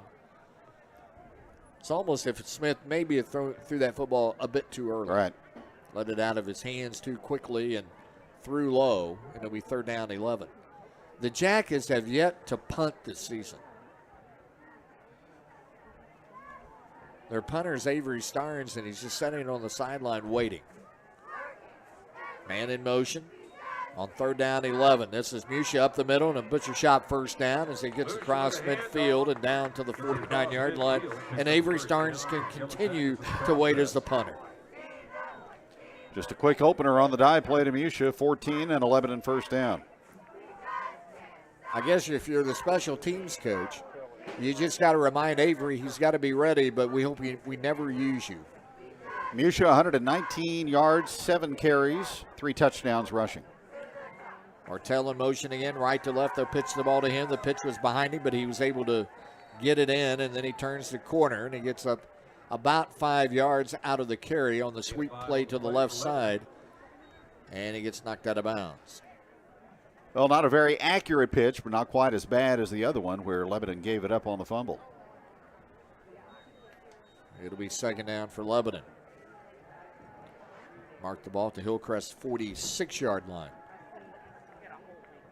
Lebanon dressed in their white road uniforms, black numerals, going left to right. Smith on second down.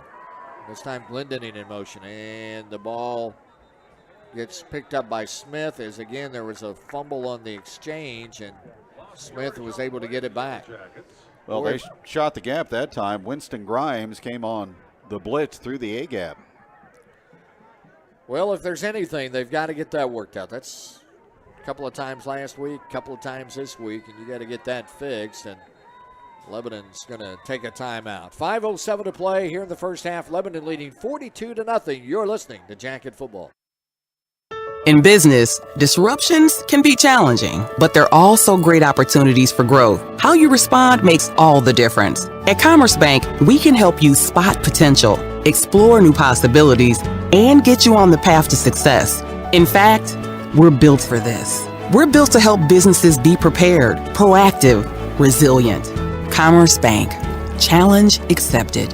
Visit us at commercebank.com/built-for-this. Member FDIC.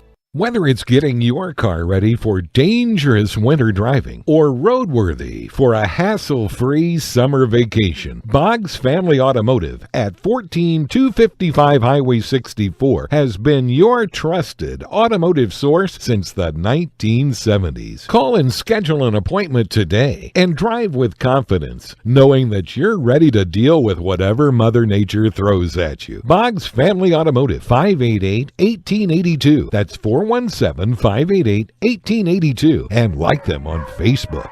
Lebanon 3rd down and 9. Glendening in motion. Now he stops, resets. Smith comes out from underneath the center.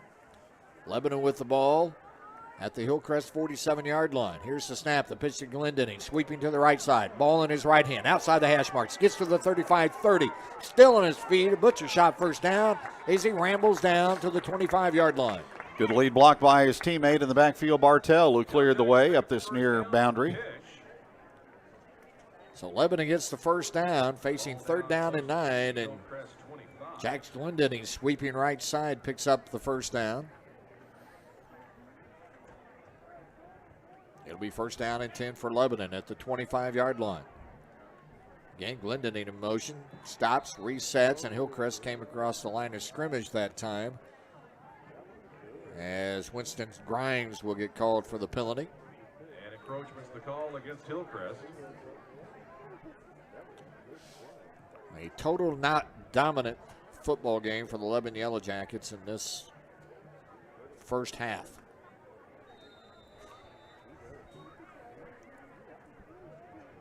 Smith under center. Now the officials stop things. Not sure what they're wanting to do. Reset the play clock is what they're doing, and that's been done.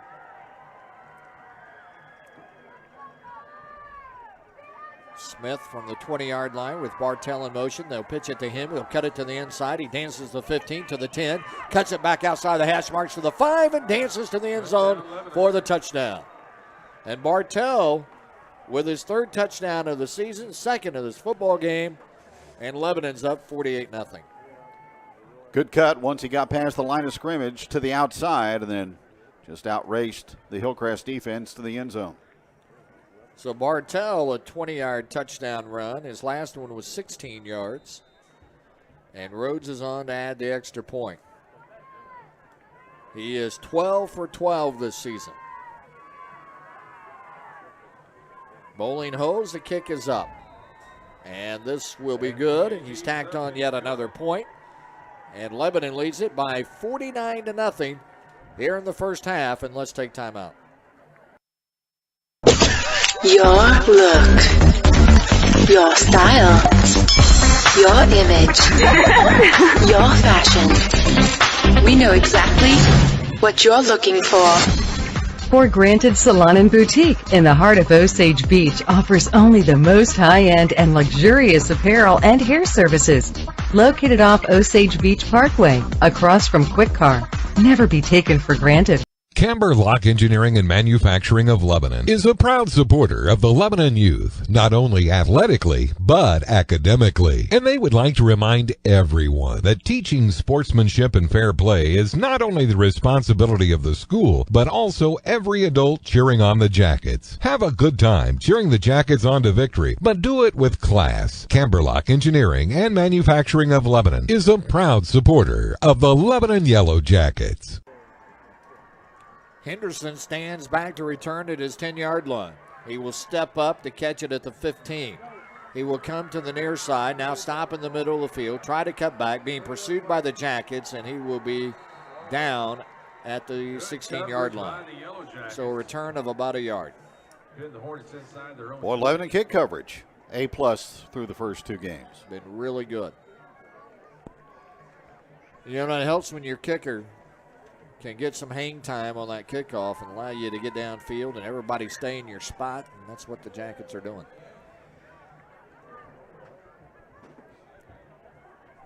Well, I got to tell you, Kevin, if you and I were sitting over there in the stands about right now, I'd be nudging you as we get close to halftime and going, hey, you want to go scout Kickapoo Camden?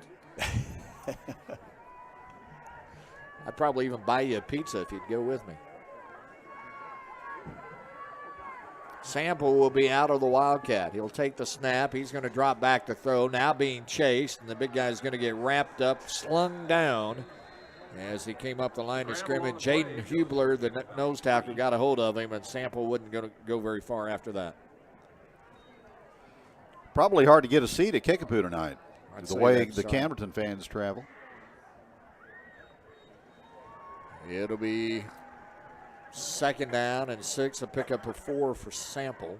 Kickapoo, as far as home attendance in Springfield, is probably number 1. Yeah, without a doubt. A lot of empty seats here at Hillcrest. Play clock's down to 3. Sample's going to have to hurry. He's not going to get the play off, and the officials just let it go. Here's Sample running the football. He's going to get the first down, still being pursued across the 30, out across the 35, and finally tackled at the 39-yard line. The play clock had expired, but the officials kept the flags in their pocket. And good for them. I'm okay for that. Absolutely.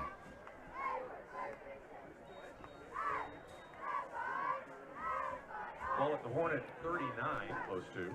They'll bring Weaver back into quarterback. Sample will go back to the running back spot. Henderson will come out for Hillcrest. Down to 3 minutes to play here in the first half. Lebanon up 49-0. Twin receivers split left. Here's the snap. Weaver to throw. Tries to hit the tight end coming really off a flanker spot. Myers, but threw it behind him and incomplete. 2nd and 10 Hornets.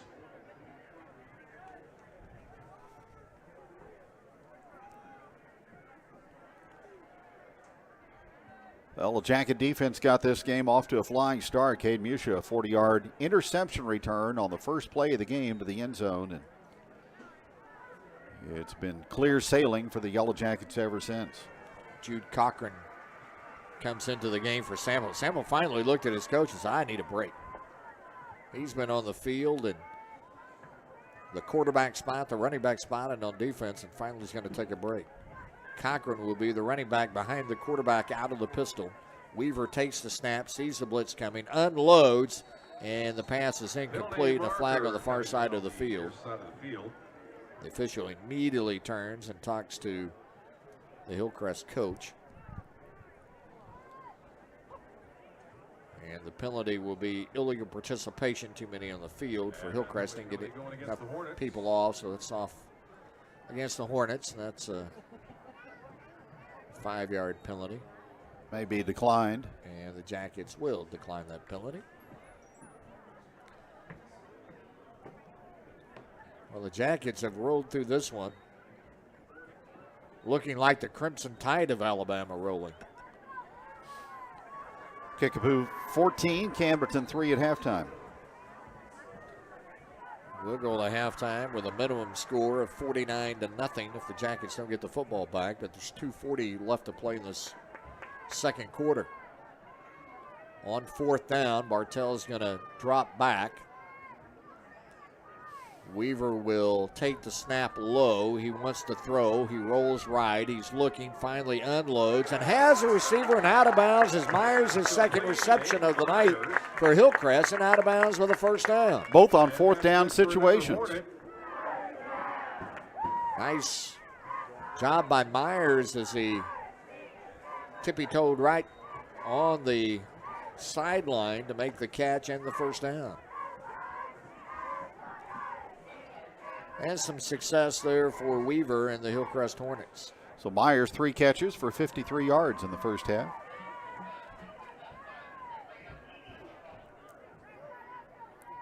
Weaver sets his offense now at the Jacket 45-yard line. On 1st down and 10. The sophomore quarterback back 2 steps under pressure, rolls right, looking, being chased, and gets bumped out of bounds as he unloads the pass, and it's incomplete. Musha in hot pursuit.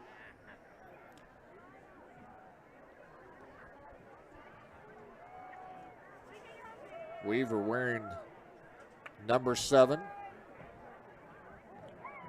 on his blue jersey, and he probably feels like that's a target right now.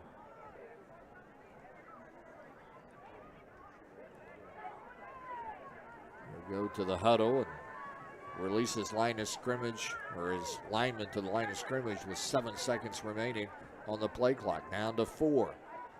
Down to 2. Takes a low snap, and Lebanon's all over the top of him, and he does get away with the pass to Filia, who breaks the tackle, gets down the sideline, and he drops the football, and Lebanon has come up with it, but I think it bounced out of bounds, came back on the playing field. So the pass is caught. Positive yardage for Filia. Fumbled the football, but it bounced out of bounds, came back inbounds. Williams picked it up, but they blew it dead. Well, it was an odd play. Weaver was in the grasp of the defense, but unloaded the pass, and Filia gets down to the 30-yard line, and Hillcrest has a first down at the Lebanon 30-yard line. 2:13 to play before halftime. Lebanon leading 49-0. Jackets haven't given up a touchdown all season long, so in a game and a half. Now Weaver to throw the football, dancing around, rolls right, steps up, throws middle of the field, and it's incomplete. Nice coverage in the middle by Lebanon. It was Hendricks on the coverage. So Austin Hendricks in that free safety spot, and he was all over the receiver. Boy, Jackets have been in the backfield all night long. Got to admire what Weaver has shown ability-wise to get passes away while under duress and throw accurately.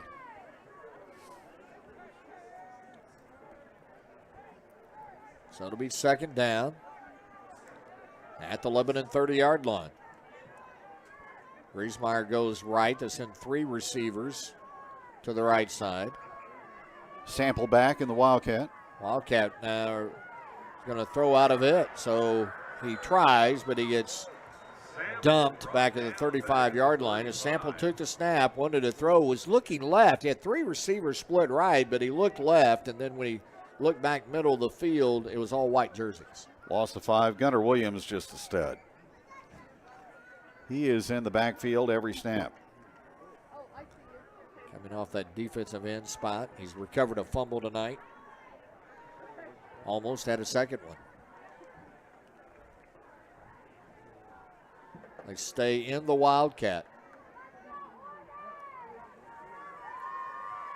Sample will take the snap low. He's going to step up, quarterback draw. He's going to run, and he gets tripped up at the 32-yard line. He had a towel tucked in his football pants, and Hubler got a hold of it. It looked like flag football as he took it out, threw it down. So Lebanon takes a timeout here. It'll be 4th down for Hillcrest. Hillcrest has converted on a couple of 4th downs of late here in this second quarter. Well, next week we get to be at Lebanon. So what kind of crowd we can get there, I would imagine it would be big. Invite you out. Going to see a good football game between Lebanon and Kickapoo. And then the Jackets turn around, go right back on the road. If my memory serves me correctly, we'll go to Bolivar and play on a Saturday night. Yeah. Yep. Going to play at SBU. Yep. One of those games that is altered off the Friday night schedule, kind of like Carl Junction and Webb City last night due to the shortage of officials.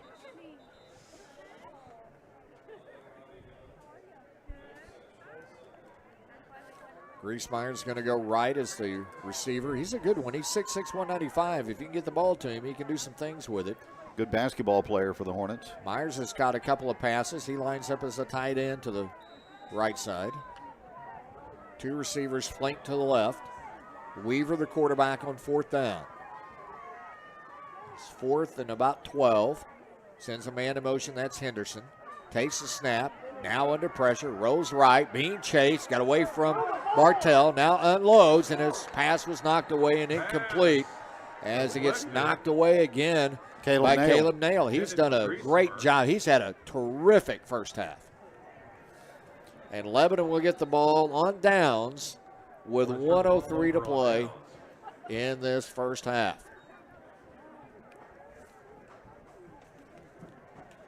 See if the Jackets can tack in one more score. They have scored on every possession plus a defensive touchdown.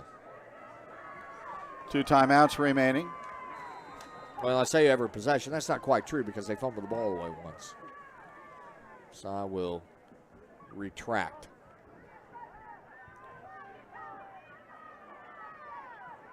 Musha, the fullback. Bartell in motion. Here's the snap. The give to Musha, and he has his first carry of the night where he only gets about a yard. In fact, he may not get back to the line of scrimmage. Penetration into the backfield that time by Aiden Myers.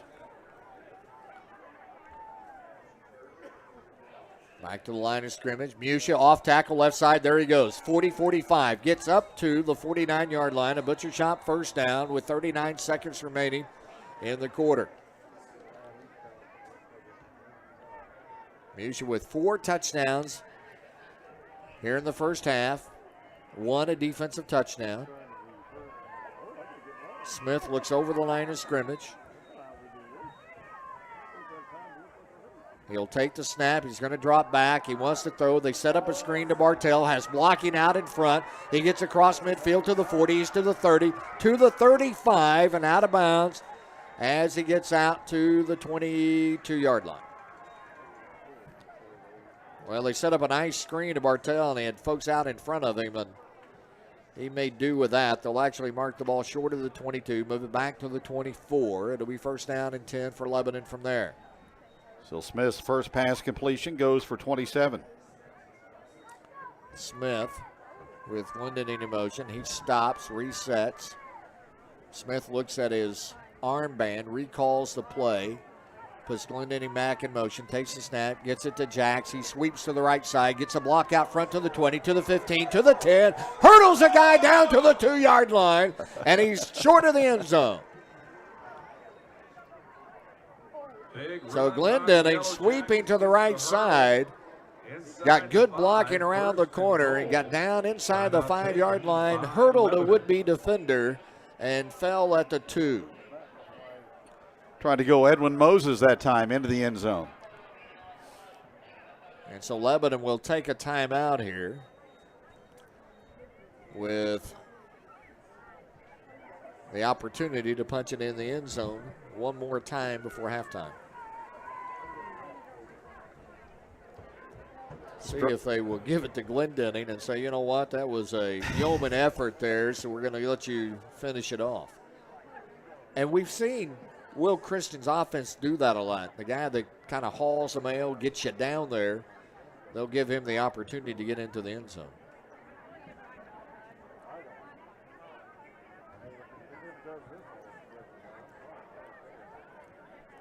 Hillcrest back out on the field. Lebanon breaks from the sideline. Well, the Optimus Club budget again under fire tonight. $50 per touchdown in the battle against childhood cancer. Lebanon first and goal from the 2. Smith under center.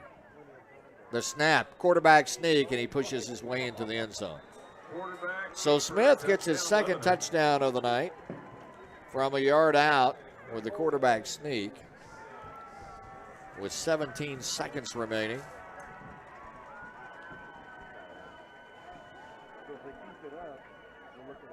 Smith with the second rushing touchdown that he's had. That's a 5-play, 68-yard Lebanon drive. And Rhodes is on for the extra point.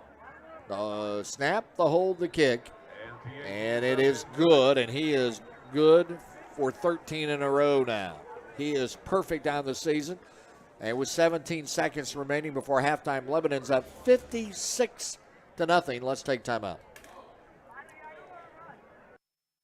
I'm Matthew Amsberg with Heritage Bank of the Ozarks. There are few times in one's life more exciting than buying, building, or remodeling a home. However, we understand these times can also be some of the most stressful. When choosing a home loan lender to buy, build, or remodel, think of your neighbors at Heritage Bank of the Ozarks. Member FDIC, Equal Housing Lender. If you've been here for almost 80 years and your business is on the 4th generation, you must be Crow Paint and Glass. Crow's offers a full line of PPG paints with all the brushes, drop cloths, and other supplies needed for any and all paint jobs. And not only do they carry auto glass, they do chip repairs, power windows and lock, door handles, and more. Along with auto glass, they do flat glass, mirrors, plexiglass, and many other glass types and installs. Crow's also carries hardware items, wallpaper, and even do custom framing. There are just too many things to mention, so stop in at Crow Paint and Glass, 390 West Elm in Lebanon. Rhodes to kick off again after the Smith 1-yard touchdown. He approaches the football. He will send it high in the air, end over end. Henderson will take it at the 13-yard line, dance around, gets to the 15, still on his feet, and brings it back to the 20, and he is tackled there. 8.8 left on the clock here in the first half of play. On the coverage for Lebanon downfield was Kenyon Rourke. So Rourke got in the action as he got downfield and made the tackle. 56-0 with 8 seconds remaining in this first half. Lebanon with the lead. We'll have a running clock in the second half. Again, we'll visit with soccer coach Matt Jernigan at the break.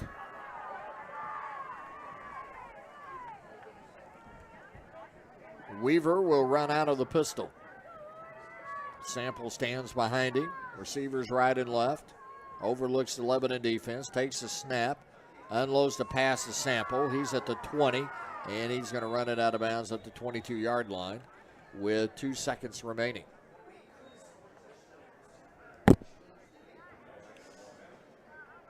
So Sample got the pass, and when he saw that he wasn't going to go much further, he got himself out of bounds, saved 2 seconds on the clock.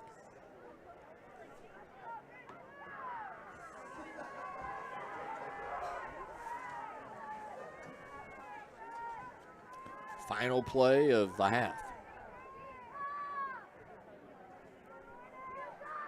A riveting performance by Lebanon in the first half. Low snap. Weaver picks it up, unloads, and it is dropped by the receiver as Reesmeyer had it, tried to tuck it, dropped it, and Lebanon will go to halftime. And the Jackets lead the Hillcrest Hornets 56-0 at halftime. We're back after this on Regional Radio.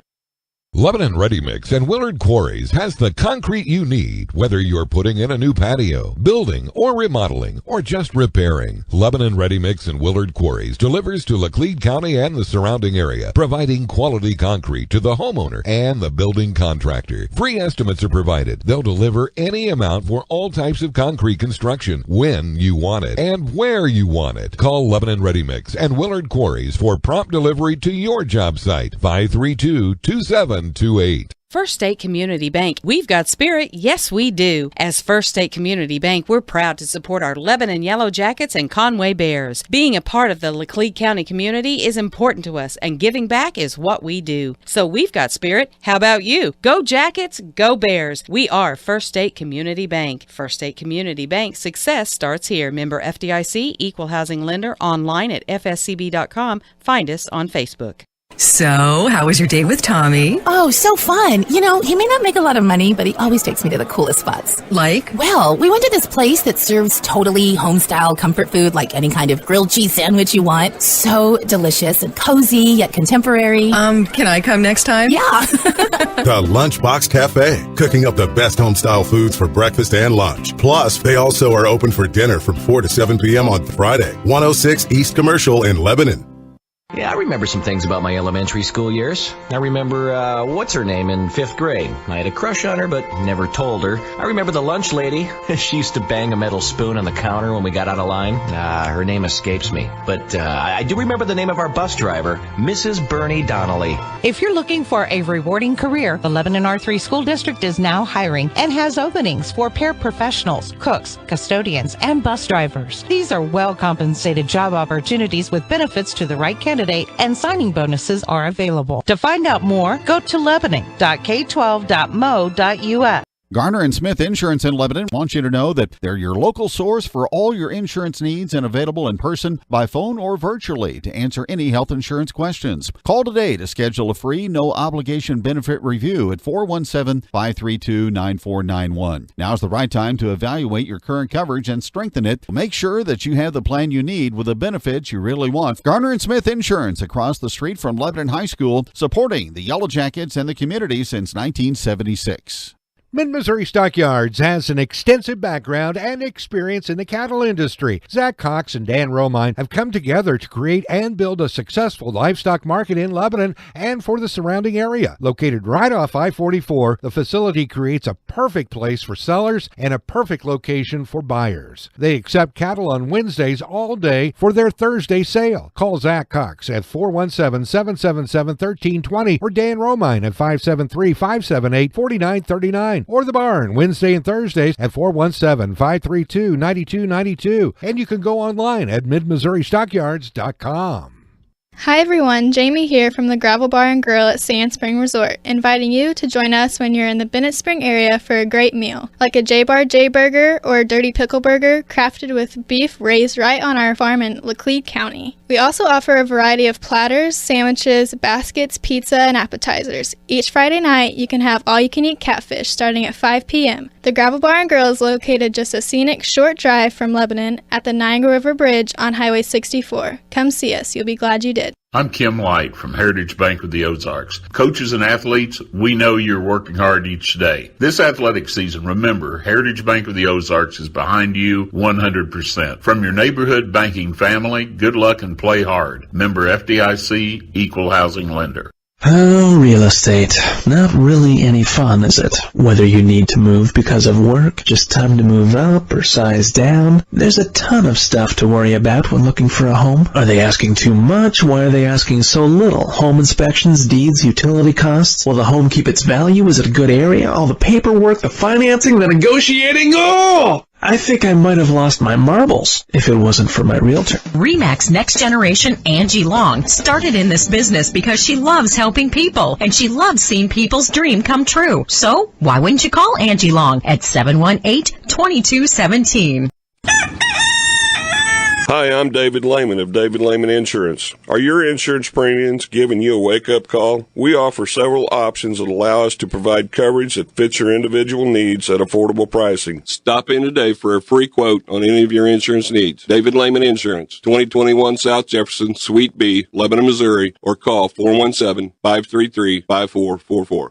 When it comes time for dentures, you do have choices. Drive an hour or more away or stay close to home. Have the extractions and wait weeks for the dentures, or you could have it done the same exact day. Lebanon Family Dentistry provides general dentistry and has the lab in-house. Dr. Stephen R. Sanders provides premium dentures that provide superior wear, resistance, long life, and a natural look. Lebanon Family Dentistry even does same-day dentures and same-day denture repair, as well as heat-cured relines so your dentures will fit and feel better. Give them a call today at 417-588-1690 or 1-888-DENTURES. This provider is not a specialist in prosthodontics.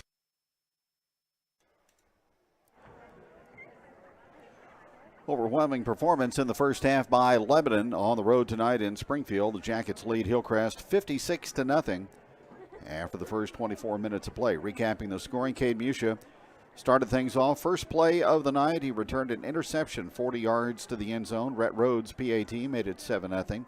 Then Musha went 23 yards to the end zone to make it 14-0 to cap a 53-yard drive in 4 plays. Gavin Smith, a 24-yard touchdown run with 5:30 remaining in the period, made it 21-0 Lebanon. Then Musha with a 2-yard run. Jackets led 28-0 and then 35-0 as Musha, after a sack and fumble recovery, went 13 yards to the end zone. Jackets 35-0 after 1. And then 3 more scores in the second period. Nathan Bartell, a 16-yard run and a 20-yard run. And then Gavin Smith, the final touchdown from 1 yard out with 17 seconds remaining. Jackets up 56-0 at halftime here in Springfield. Lebanon in the first half, just 25 plays run on offense, but 337 yards, including 310 yards rushing. Cade Musha with 136 on 9 carries and 3 touchdowns. Gavin Smith has rushed for 66, and he scored a touchdown. Jax Glendenning, 57 yards rushing. Nathan Bartell, 41 yards on 3 carries and a pair of scores. Lebanon with 10 first downs, Butcher Shop first downs in the first half. 1 turnover by Lebanon, 3 for Hillcrest. Jackets had 2 penalties for a total of 15 yards in the first half, while the Hornets had 3 for a total of 30. So at halftime, it's Lebanon 56 and the Springfield Hillcrest Hornets nothing. And we will visit with Lebanon soccer coach Matt Jernigan as our halftime guest coming up here on Regional Radio KJL. I'll never forget. It was late morning and I was at work, and that's when the wife called. See, she had a doctor's appointment to get to, and lo and behold, the garage door wouldn't open. What am I supposed to do? I can't get the car out. It's easy to take your garage door for granted, until it isn't. Supplying a trustworthy garage door is our specialty. Joe Osmer at Mid-Missouri Door can install and service any size door. Joe Osmer has been in the garage door industry for 3 decades. Call Joe Osmer today at 322-5585. Tracker boats have been proudly made in the USA since 1978 and are designed to be dependable fishing machines. And Tracker Marine in Lebanon needs your help. We're currently hiring for all skill positions on first and second shifts. When you join Tracker Marine, you join a company with roots right here in the Ozarks. A 45% merchandise discount at Bass Pro Shops, advancement opportunities, and a family atmosphere await you when you join Tracker Marine in Lebanon. To apply and learn more, go to basspro.com/careers. Lift and stretch. Lift and stretch. And lift and stretch. Now squeeze and hold. Squeeze and hold.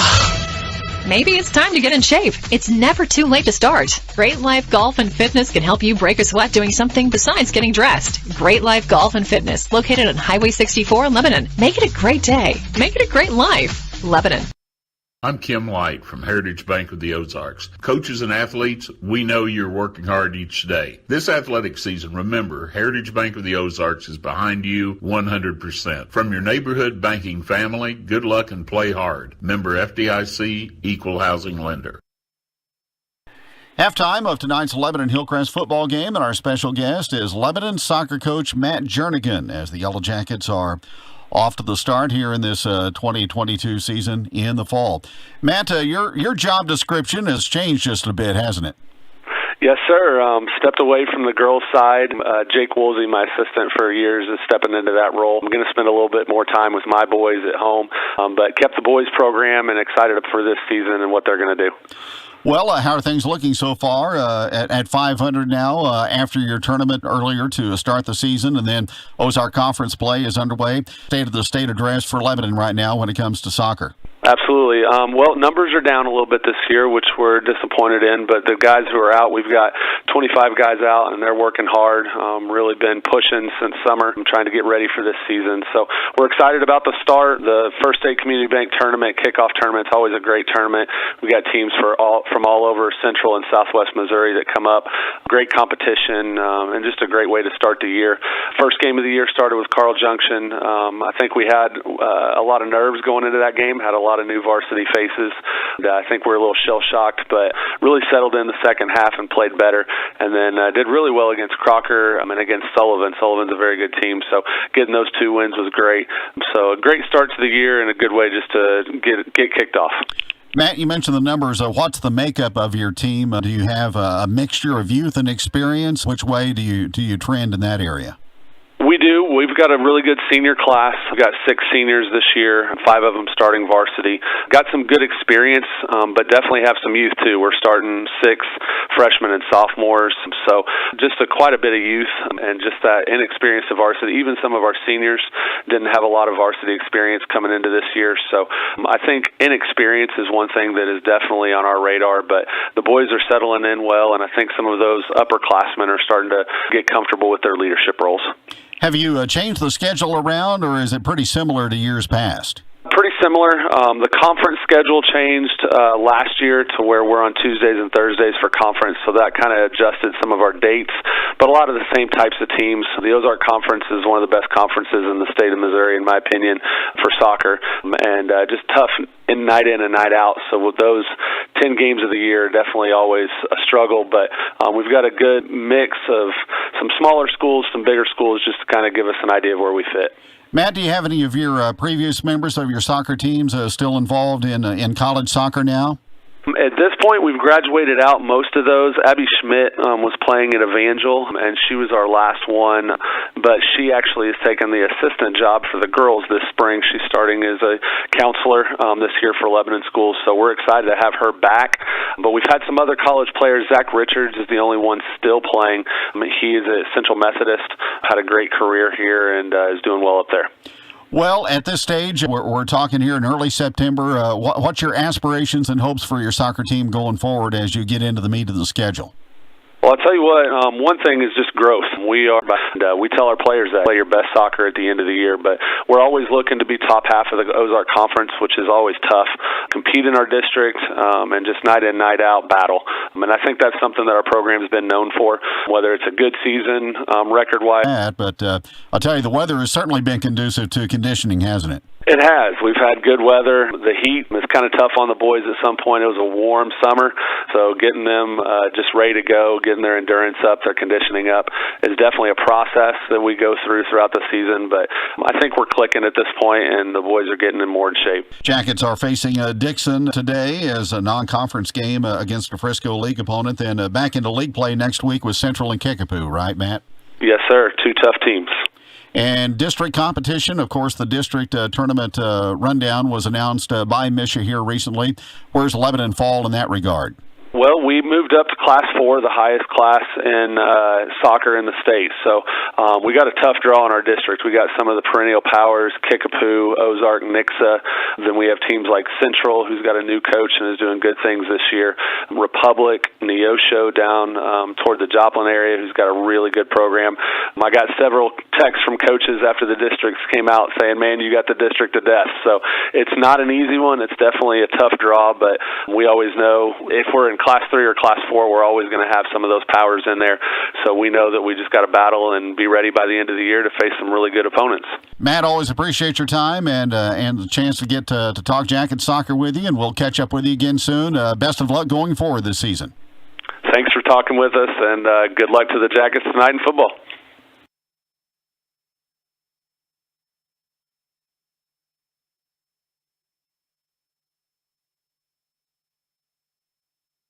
Hey, you golfers out there. Was your 2022 season not quite up to par? Fall and winter are just around the corner. A perfect time of year to work on swing changes to hit the ground running in the spring of 2023. Just like other sports, changes that need to be made are more efficient when made in the off-season. Book your lessons today through the Shane Blankenship School of Golf at Old Kinderhook for a better tomorrow. Call Shane at 636-497-2475 or email sblankenship@oldkinderhook.com. Be sure to mention this ad for 10% off any lesson or lesson package booked at this time. And let's go Jackets! Napa Auto Parts in Lebanon is your one-stop shop for automotive, industrial, agricultural, power sport needs, and more. At Napa, they carry a large inventory in addition to having access to Napa's distribution center right here in Lebanon. Your local Napa stocks auto parts, tools and equipment, and many other items for heavy-duty trucks, marine and farming equipment. Stop in today, located at 1697 Southdale Drive in the Marketplace Shopping Center in Lebanon. Phone 417-344-7333.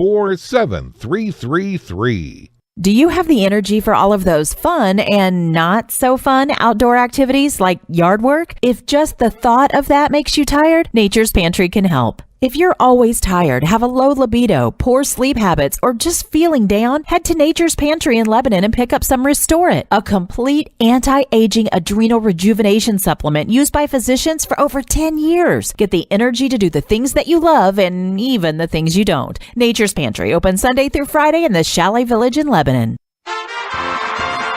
Mid-Missouri Bank is proud to support Lebanon athletics. Bank better with Mid-Missouri Bank at our Lebanon location or on the go with our free mobile apps and easy online banking. Even get your Yellow Jacket Athletics Mid-Missouri Bank debit card with no wait at any of our 14 locations. Mid-Missouri Bank. Live, work, play, bank. And of course, go Yellow Jackets. Mid-Missouri Bank. Equal housing lender. Member FDIC. If you're looking for a little piece of heaven in the great outdoors, somewhere that's peaceful and beautiful, then you need to check out Riverfront Campground on Highway 64. Voted #1 private campground in the Bennett Spring area by TripAdvisor. With 200 beautiful acres, Riverfront Campground can accommodate you, your entire family, and friends. They offer canoe and kayak rentals for relaxing float trips down the beautiful Niagara River. From tent sites to cabin rentals, Riverfront Campground, you'll get taken care of. Check them out online at riverfrontcampcanoe.com. That's riverfrontcampcanoe.com. Kevin here with Seeger Toyota of St. Robert, and this is our 54th year of helping you with new Toyotas and doing it the right way, the Seeger way. Our goal is to continue making it easy and fun doing business together, so reach out to us. Tell us what Toyota you'd like, then we can work out all the details, financing, trade value, incentives, and delivery estimate, all the while never ever charging you a premium price. So look at our reviews online, then you'll see how a 5-star dealer makes happy customers daily. That's Seeger Toyota. We are in St. Robert next to Walmart and at SeegerToyota.net. This is the sound of your work project when you don't have the material you need to finish the job. All your friends are putting away their tools and in a moment heading home, leaving you all alone. That's when it hits you. You know a place that sells steel in all sizes and shapes to finish any project, anywhere. Hey guys! I know a place! McCall Industrial Supply now offers steel and sheets, pipe, and angle iron. For your steel supply needs, see McCall Industrial at 208 West Bland or call 417-532-3167. So, this morning I woke with this list in my head. Mow the lawn, trim the hedges, change the car's oil, paint the front door, drywall that hole in the back of the garage, and go fishing, which I immediately moved to the top of the list.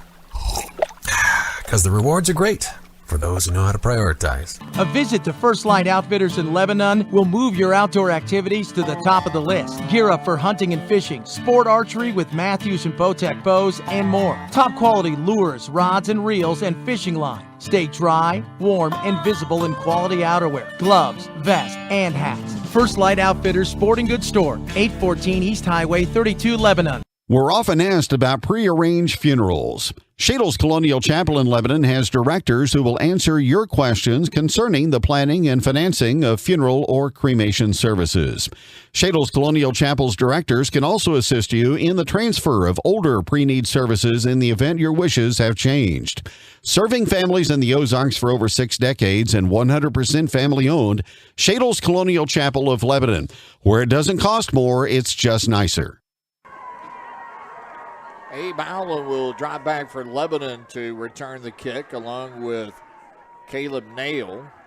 Lebanon leads at 56-0 as we start the second half. We'll have a running clock through all of this as Hillcrest gets ready to kick off for the first time tonight. Kepler will approach the football. And we'll kick the ball deep, and it will be Nail from the 5-yard line on the run to the 15. He's to the 20, now 25, spun off a tackle and gets out to the 30-yard line. And Lebanon's offense will take over, first down and 10 at the 30. Be interesting to see if Lebanon brings on the first team, or will they set them and rest them. I would think they would do at least a series. We'll see. And my guess appears to be wrong. Honey is still in as the wide receiver. Gavin Smith is in as the quarterback. Musha's still at fullback. So they'll keep most of them in. Glendening in motion. They give it to Musha, and he'll get a couple of yards out of the carry off the 30-yard line down to the 32. That is actually Avery Starnes on the carry. So beg your pardon. Bad information, bad information. I shall write that down and put that in your annual performance evaluation. So a lot of the first team guys still out there. Smith will take the snap. Starnes will get the carry again, and he is able to spin off a tackle, keep his feet moving and legs churning, and he'll get out to the 38-yard line, just short of the first down by about 3 yards. You know, you look at this and go, well, how long do you keep the first team guys out there? You've got to keep, they need reps. You're early in the season, and though you have a big lead, you don't want to get anybody hurt, but you still got to give people some time on the field. And they haven't had that many reps tonight on offense. Here's Smith, and he runs into interference as he tries to hand the football off to Starnes, and he is smothered under for a loss of about 3. Boy, Hillcrest brought the house that time on a run blitz and nowhere to go. Well, most of the, I'll check for sure before I say it. I thought it looked like most of the first team offensive line still in there. They got pushed back on that play, and that's one of the few plays they've not executed tonight. So 4th and 3, and they'll go for it. Here's the pitch.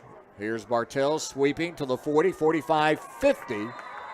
As he gets out to the 50-yard line, and a butcher shot first down on 4th down, and the Jackets still have not punted all season long as they convert on 4th down.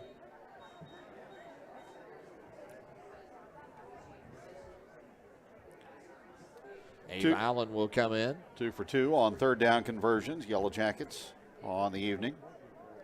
Allen comes in for Glendening. Hendricks comes to the near side as a tight end. Starnes the fullback. Allen in motion. Smith hands the football off as he ran into Starnes, but Starnes still across the 50. Positive yardage out to the 48. So you can see with the new backfield in with the starting quarterback, the timing just not there. That's twice now that Starnes and Smith have run into each other.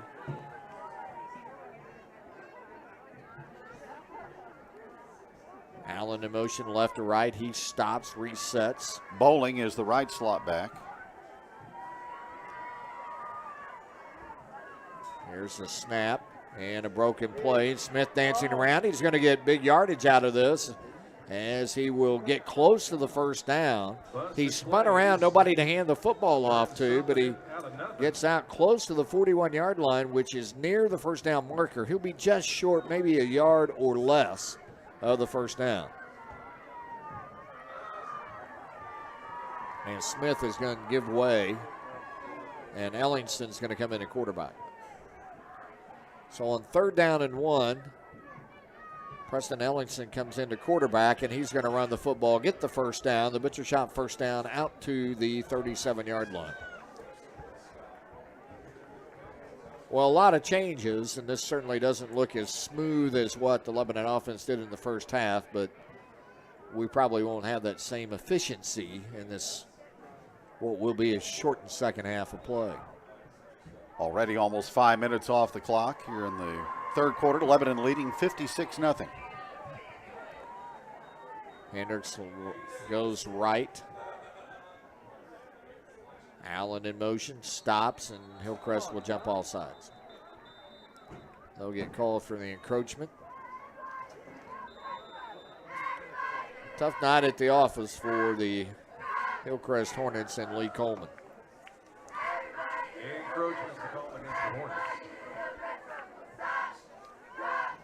Cardinals still leading 2-0 as I take a peek at. Yep, top 5. Jordan Montgomery throwing another shutout. Boy, what a pickup he's been.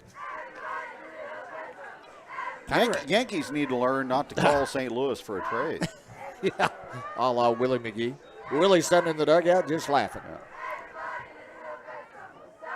Man in motion, Bartell, or Allen rather, and they give The ball straight up the middle to Starnes. He will get a butcher shot first down out of the handoff straight up the middle as he gets out to the 25-yard line. The Montgomery pickup kind of reminds me of the pickup the Cardinals did, and this goes back some time ago to Woody Williams. Yeah. Guy comes in and just really picks the ball club up, pitching. Of course, Woody had a little attitude toward him, and that as well. He was a fighter. Allen again in motion, left to right. Ellingson will hand the football. Nope, keep the football. He's going to run, turn the corner, get to the 20, 15, 10, down the sideline, into the end zone as Ellingson, his first varsity touchdown from the quarterback spot as he sweeps to the right side after the fake to the middle. Rode the ball on the fake to Starnes and pulled it and kept it, and around the right end, he navigated into the end zone. Makes it 62-0. So Ellingson with the touchdown run of 26 yards. Rhodes is on for the extra point. The snap, the hold is down, the kick is up, and he is perfect. Right through the uprights. He is now 14 for 14 with extra points. 63-0, Lebanon leads. Back after this on Regional Radio.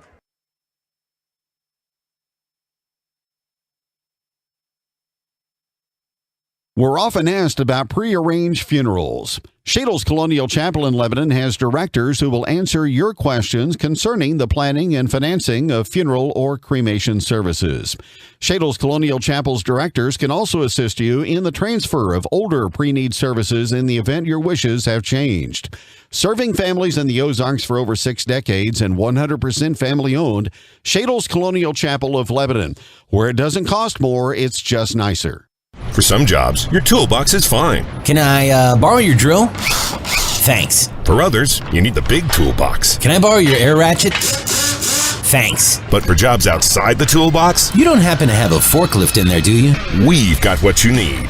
Whether it fits inside the toolbox or not, Sing Rental has the top quality, well-maintained equipment you need. From trucks to tools, from lifts to loaders. For any project, big or small, Sing Rental buys it so you don't have to. Call Sing Rental or go to singrentals.com. Henderson back deep again to receive the kick. Zaquan Henderson has had to receive a line of kicks tonight. Preston Ellingson with a 26-yard touchdown run for Lebanon makes it 63-0.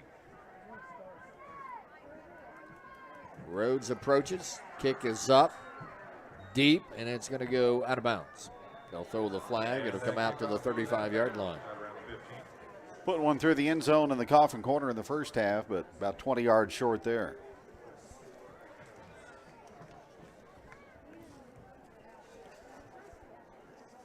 So Hillcrest will get the football and get field position at the 35.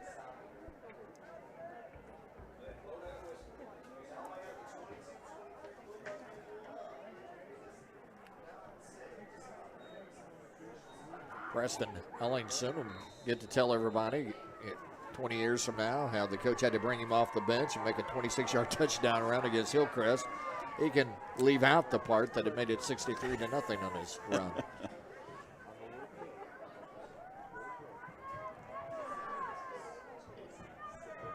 Hornets go to the spread.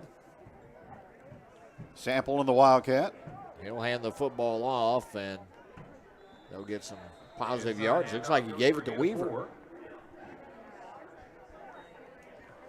So they kind of switched spots, and Weaver lined up as the fullback and took the handoff. Got 4 yards on first down. Second down and 6. Weaver will call the play out of the huddle. See where he lines up. He'll line up as a quarterback this time. Receivers right and left. Weaver will take the snap, give it to Sample, try to bust it to the outside, dancing around. He won't get far, and he'll get driven out of bounds as he gets to the 42. Abe Allen.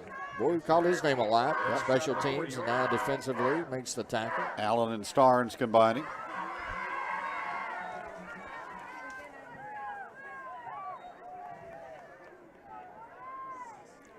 Hillcrest in the first half, Dave, -2 yards rushing.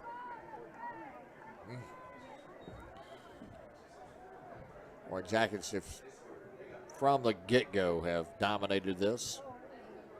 Musha intercepted the pass on the first play of the game for a pick six, and the Jackets have not looked back.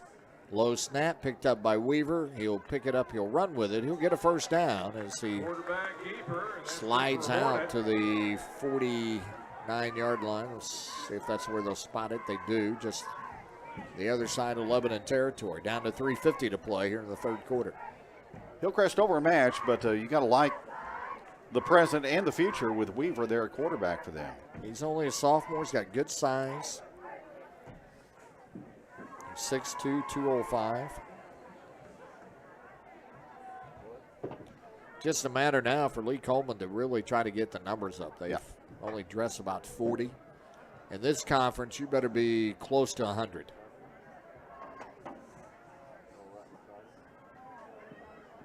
Here's the snap. Henderson was out of the Wildcat, and he's going to run the ball. And he buried his head, ran over a Lebanon player, gets a first down, gets 11 out of it, and a flag flies. Well, Henderson, good job that time. He ran out of the Wildcat, found a hole. He buried his head, ran over a Lebanon player. Then a flag came out at the end of the play. They stopped the clock because of the penalty. Now they restart it. Now they stop it again.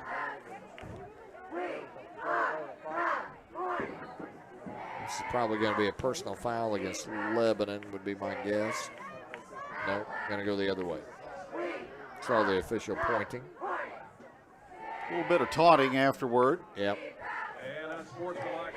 You know, when you're down 63-0, even though you made a good play, I would hold off on the taunting. You see that in a college football game when they scan the sideline and they're down 63-0 and they're raising up the finger. We're number one. No, you're not. It's all the way back to the 45 on the mark-off. KJEL, Lebanon, Missouri, your home for Jacket football tonight in Springfield. Weaver takes a snap. He's going to throw. He completes the pass to Griesmeyer, but he's not going to go very far. He gets wrapped up quickly. Abe Allen made the tackle. Pick up of a couple of yards, and that's it.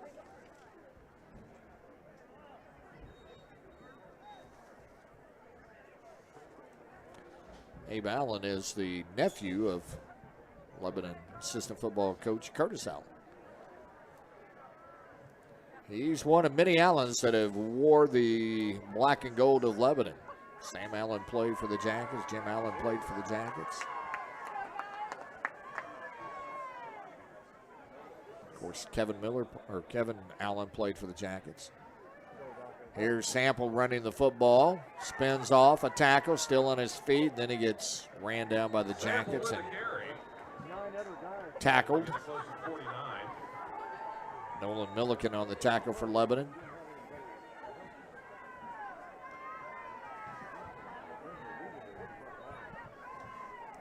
Of course, Curtis Allen played for the Jackets. Pound for pound, Curtis may have been one of the best football players Lebanon's ever had. He was very big, but he'd play. He was tough as boot leather. He graduated in 06.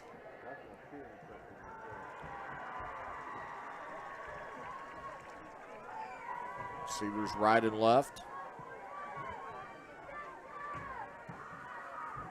Here's the snap to Weaver. Rolling back, rolling right. He's going to throw, and the pass is caught! As going up for the pass was Henderson, and he just out-jumped the Lebanon defense of Drew Bowling. Bowling was right there, but Henderson just out-jumped him for the football and gets the first down back at the 25-yard line, and Henderson came up with a little bit of style. Not overly celebratory to where you just get a penalty. Having some fun. 30 seconds remaining. That was a heck of a grab. Yeah. And now Hillcrest's going to take a timeout with 23 seconds remaining in the quarter. They want to see if they can punch something in the end zone, so they're going to take time out before the third quarter expires. They were also down to 8 seconds on the play clock. And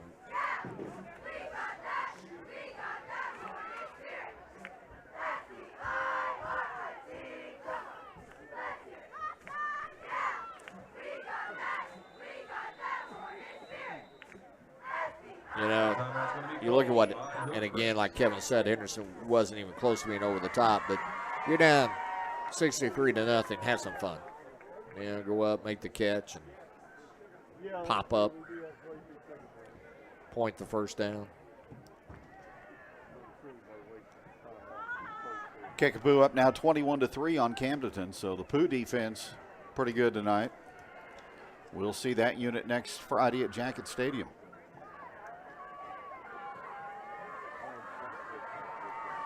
So that appears to be a matchup of a pair of 2-0 teams coming up next Friday. You know, Kevin, and if you're Will Christian, you know, you've got to, get in the player's head that, yeah, you've had two pretty dominating football games, two easy football games, if you want to use that term even, is, boy, you better get it right, because you're not going to be facing the type of teams you have in week 1 and 2. You've got to be ready to play. And that's the good thing about Will Christian's teams are all about taking care of business. And I think they will. Yeah, I do too. They'll have the right approach, right attitude. You know, you keep your head down and try to go 1-0 every week. Hillcrest back on the field, 23 seconds remaining in this quarter. They have the ball at the Jacket 25-yard line, down 63-0. Weaver takes the snap, gives it to Sample. He breaks a tackle or two and gets a couple of yards and gets close to the 20. And that'll probably be the final play of this quarter. As it winds down, we will go to the fourth and final quarter with a running clock. Lebanon 63 and Hillcrest nothing. Back after this on Regional Radio. Summit Natural Gas is proud of the investments it's made in the communities we serve. We're proud of the great local talent on our team, the contributions we make to local town revenue, and the high-quality, safe system we've built to deliver North American-sourced gas directly to your home. Call us today at 1-800-927-0787 or visit summitnaturalgas.com to learn more. That's 1-800-927-0787 or visit summitnaturalgas.com to learn more. You're listening to Regional Radio for the Ozarks, KJEL Lebanon. The dedicated employees at G3 Boats in Lebanon know about the hard work and discipline it takes to have a winning team. We proudly support all our athletes and wish them the very best this season. G3 Boats, a great catch. I'm Matthew Amsberg with Heritage Bank of the Ozarks. There are few times in one's life more exciting than buying, building, or remodeling a home. However, we understand these times can also be some of the most stressful. When choosing a home loan lender to buy, build, or remodel, think of your neighbors at Heritage Bank of the Ozarks. Member FDIC, Equal Housing Lender.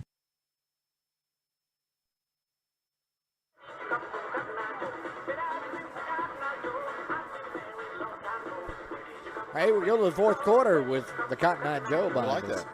Right, you know, I do like that. I would invite you to join me here in the booth. They're doing the Cotton Eye Joe dance that they're doing down there and having a good time, but they'd have to have the medics on standby for the both of us.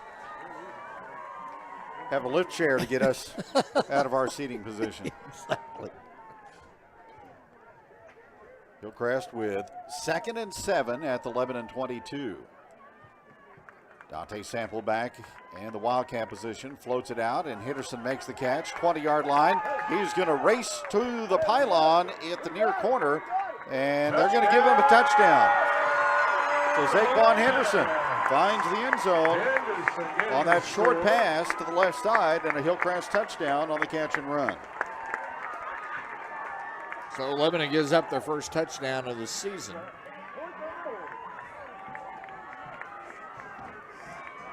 Henderson on the catch and a 25-yard touchdown pass from Sample.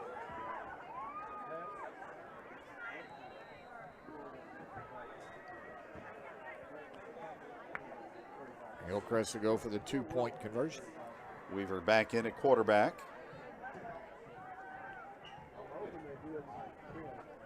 So it's 63-6. And Weaver will throw to a wide open man in the right corner of the end zone, and the pass is caught for the 2-point conversion by Jude Cochran. Conversion is good. And let's get on the board here. So it's 63-8, Lebanon. And we'll be back with the Hillcrest kickoff as we return to Shoemate Stadium in a moment here on 103.7. An old-fashioned restaurant with friendly service and great food. That's what you'll find at Taylor's Dairy Joy. Even the prices are old-fashioned. Get a double cheeseburger, fries, and medium drink, a coney, or a Frito pie. Top it off with the best ice cream in town. Old-fashioned prices, old-fashioned taste. Still found at Taylor's Dairy Joy, 1205 East Route 66. Now with curbside delivery and online ordering. Open Monday through Saturday from 10:30 to 10:30. Keep up to date on how the VFW is working across America to improve the quality of life for veterans, service members, and their families, and to improve communities worldwide. VFW Post 4107 is very proud to be a part of the community. If you're interested in upcoming events, check out the local chapter on Facebook. Just go to facebook.com/VFW Post 4107 events or call area code 417-532-2627.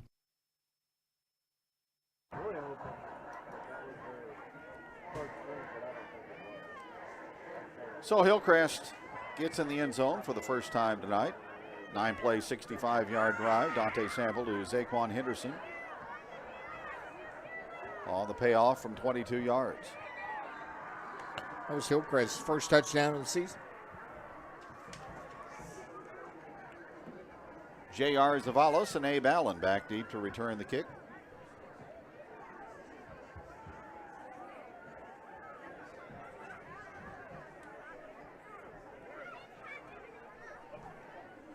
Hillcrest kicker is Austin Miller. Let's see if he boots it long or short. Hornets in a split formation as Miller will kick it deep. It's a good foot into it, and it's going to go out of bounds, and Lebanon will get it at the 35. Goes out of bounds.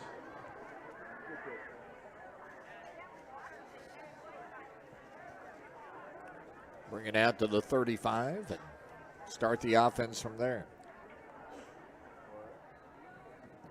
6 penalties tonight on the Hornets. For a total of 55 yards. Jackets 1st and 10 from the 35 with 11:48 remaining.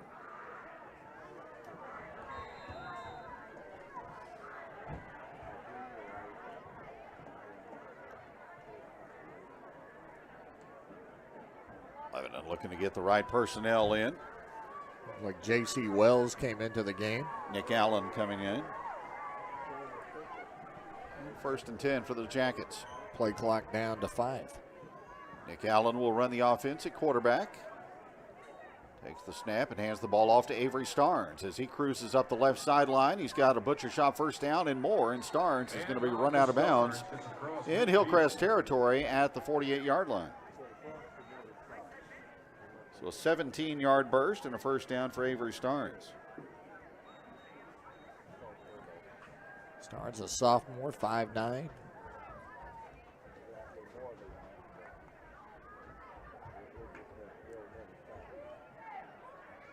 63-8 Lebanon here in the fourth quarter. There's the snap. Allen again hands it off to Starnes, and this time not much there as he is wrestled down near the line of scrimmage. 65, Kenneth Frank with a tackle for the Hornets. Harris initially hit him, but he spun off that tackle, and Frank was able to wrap him up. You'd like to see that guy at that fullback spot be able to take that initial hit, get off that, and still run downhill. 2nd down, a long 9 for Lebanon.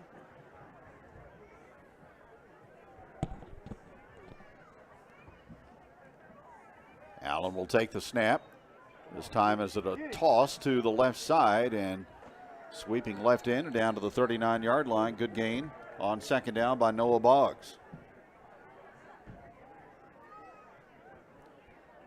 He's ahead for 9.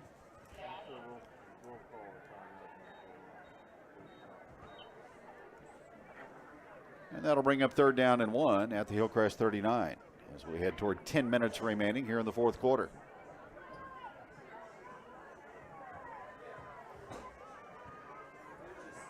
Allen under center. He will take a look to the sideline for a reset on the play call. He will take the snap. They'll run Starnes on the dive play, and he'll get the Butcher Shop first down across the 35. Starnes with the carry. Boy, Starnes really quick off the ball. He hit the hole at top speed and got the Butcher Shop first down, and the ball out to the 31-yard line. So Starnes picks up 8. Nick Allen, the quarterback, he's a 6'1 sophomore, 185 pounds. Starnes has 40 yards rushing here in the second half. First down and 10 for Lebanon at the Hornet 31. Toss, and coming to the near side with good yardage inside the 20-yard line, down to the 15 on the carry for LHS. Abe Allen. Abe Allen. Marker down, though, back at the 36. Well, I like the fact that he made a nice catch. The ball was on his back shoulder. It's holding against Lebanon. Then he got hit, nearly went down, and was able to regain his balance and got another 4, 5, 6 yards out of that, but it's going to be brought back because of the hold. So that'll put the ball back at the 46 on the 10-yard mark-off.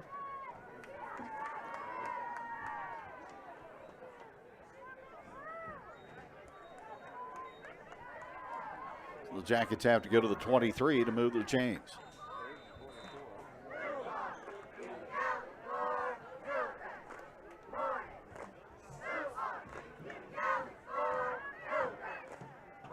Snap. Allen to Starnes, confronted in the backfield and able to churn forward for 1 or 2. Got hit by Mickey Lee initially, and Lee kept hold of the jersey but couldn't bring him down, and Starnes able to fight for a couple of yards.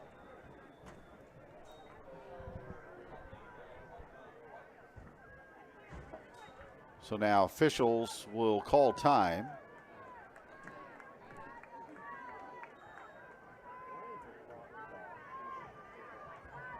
Allow substitutions to come in, and now the clock will restart. Second and long, quarterback keep, Nick Allen.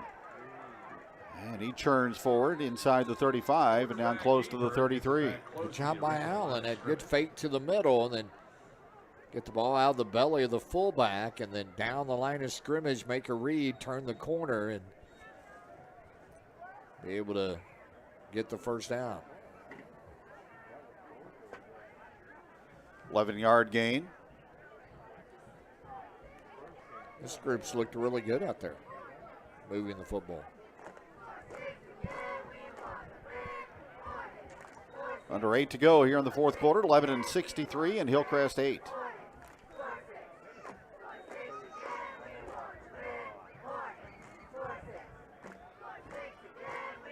There's the snap, and again it's going to be Starnes left side, and he continues to move the pile forward inside the 30, down close to the 27.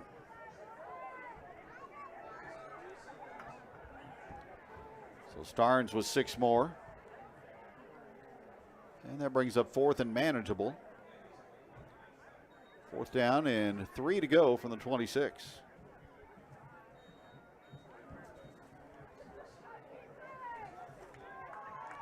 Offense will stay out for Lebanon.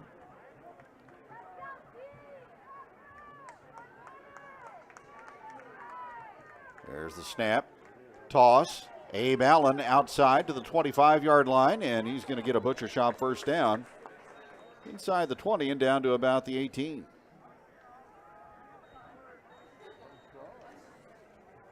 Parker Hammonds on that tackle. So the Jackets had a long yardage situation there due to the holding penalty, but they convert and keep the football at the Hillcrest 17.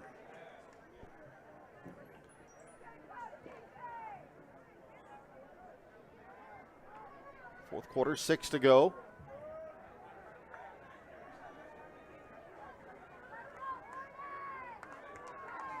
Nick Allen again running the offense. takes the snap. Fumbled the ball. Fumbled. And Hillcrest is going to get it. It's 11th second turnover of the night as they give it up.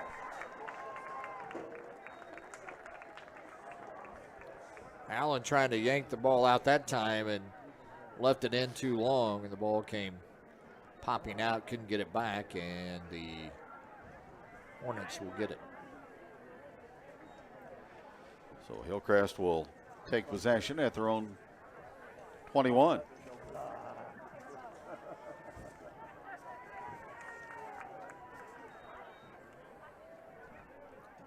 .552 remaining.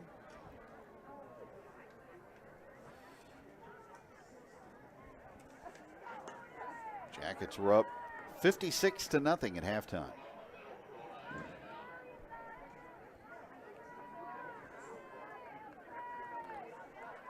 The officials holding things up here. Kickapoo leading Camberton 21-11.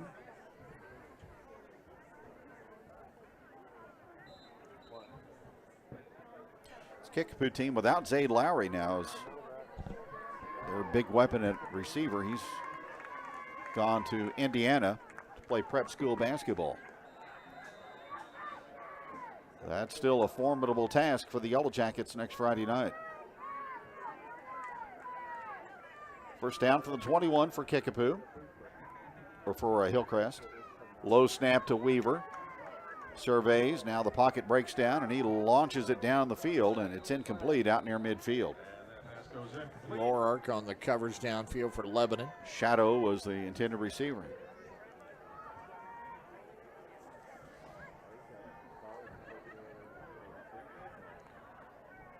Cardinals still leading, bottom of the 6, 2-0. Leading the Cubs.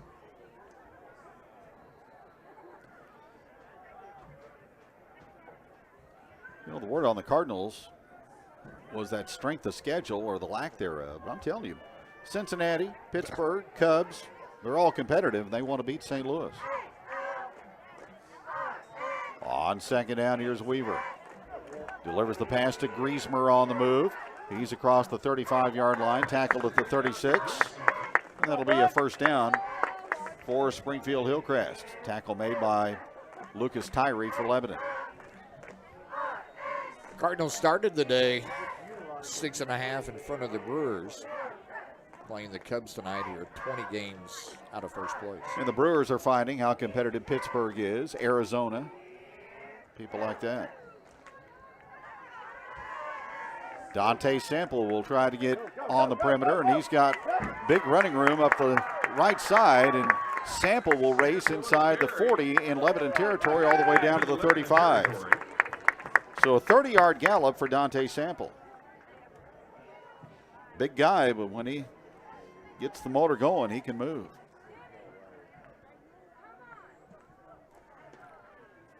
A lot of the 2s and 3s out there for Lebanon right now going against the starting offense of Hillcrest, but you know what? If you ask the coaches, they're just do your job. Make that tackle, come up and make that play. First down from the 35. And with a football and running it is the quarterback, Weaver, and he gets tripped up and spilled at about the 29-yard line. Up to make the tackle for the Yellow Jackets was Bodie O'Neill. They'll spot the ball at the 29. So a 6-yard pickup for Weaver. So we head toward 3 minutes remaining here in the fourth quarter. We'll visit with Coach Will Christian on the postgame show.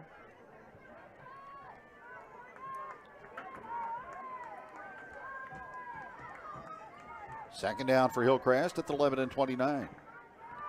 Weaver takes the snap, swings it out, and he gets it to Henderson in open space. And Henderson is going to zip to the 10, to the 5, and his second touchdown of the night. Henderson's handled the ball a lot tonight. He made one really nice catch. He had a touchdown run, and now second as he took the swing pass out and able to get down the sideline and get the touchdown. So Henderson has caught touchdown passes from Sample and from Weaver. Hornets again will go for two.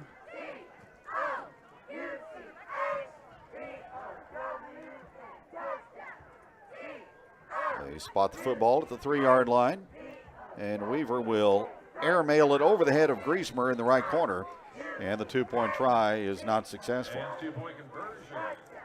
Short. So 63-14 Lebanon with 2:48 remaining. Jackets have one score in the second half. That was Ellingson's 26-yard run.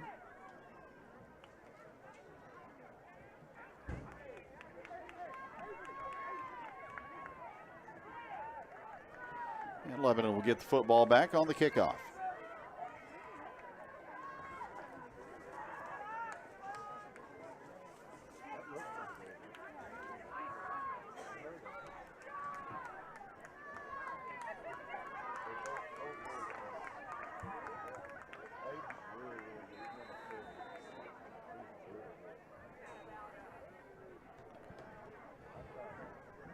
Allen and Zavalos back to return. Miller sends it to Allen. Has it at the 12-yard line. Up the near boundary, and he's across the 30, 35 with a flag down and tackled at the 40. Penalty marker comes in on the near sideline. Jackets may get tagged for an illegal block on the return.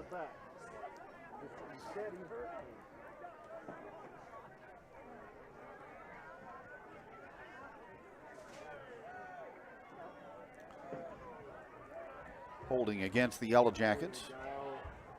And holding's the call against Lebanon. 9 penalties last week at Parkview, 5 tonight for LHS. And they will spot the football back at the 16-yard line.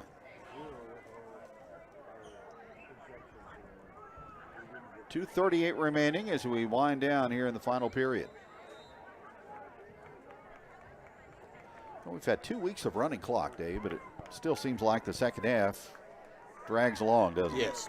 A lot of stoppages. A lot of stoppages. Despite a running clock, they actually stop the clock at times. And Jackets run the football on first down up to the 19. 4 gain of 3 by Avery Starnes.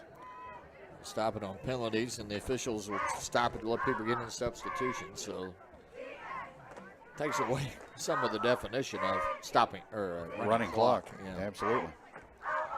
Second down and 7.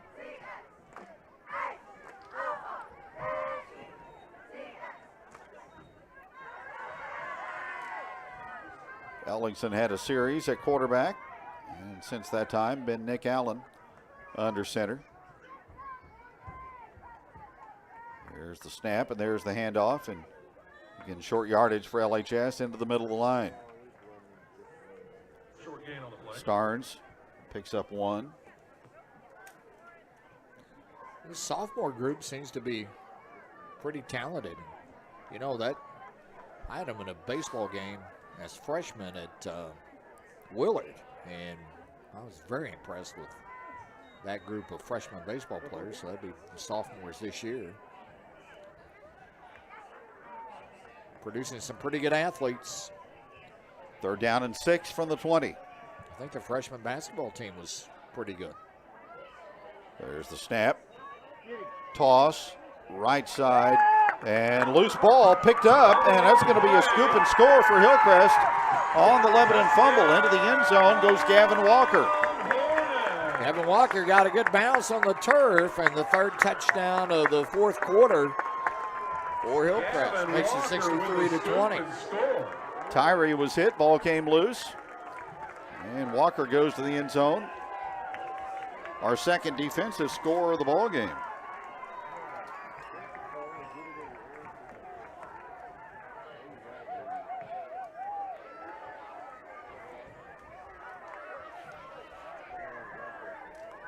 So the Hornets make things more respectable on the scoreboard here in the late going.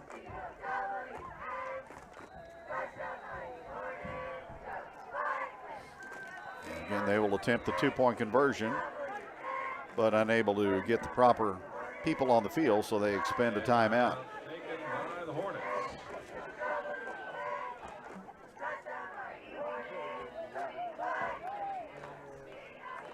And again, you don't want to take him away from Hillcrest. They're playing against a lot of the probably second, third guys, and they still got a job to do. You got to get out there and do it, and give it to Hillcrest. I mean, it's tough to be in this spot, and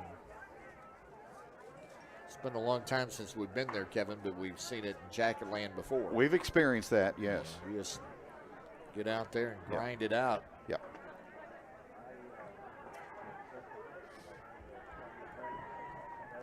.47 seconds to go. Cardinals lead the Cubs now 3-0. But the past 18 years under the Will Christian regime, we've not had very many episodes of such. Thank goodness. And a quality run under man. Coach C. 2-point conversion for Hillcrest. Empty backfield for Weaver. Snap. Rolling right. Tosses the football, and Dante Sample hauls it in for 2. Conversion is good. 47 seconds left on the clock. So 63-22.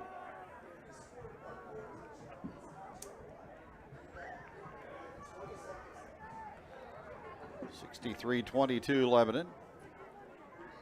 So the Hornets, all 3 scores here in the fourth quarter.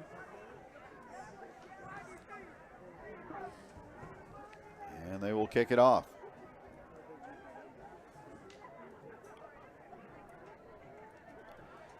Hillcrest at West Plains next Friday.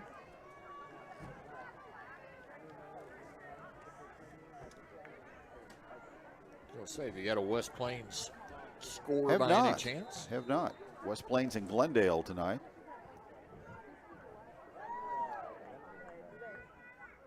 Kickoff by Miller. Short, but maybe offside against Hillcrest. Ball went out of bounds into the Hornet bench.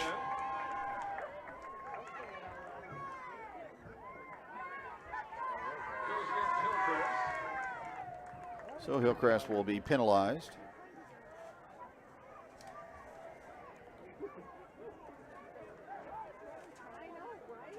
Carthage had beat Branson 49-0. Lamar beat Rogersville 28-0. Lamar is ranked number 1. Last night, Webb City beat Carl Junction 47-7.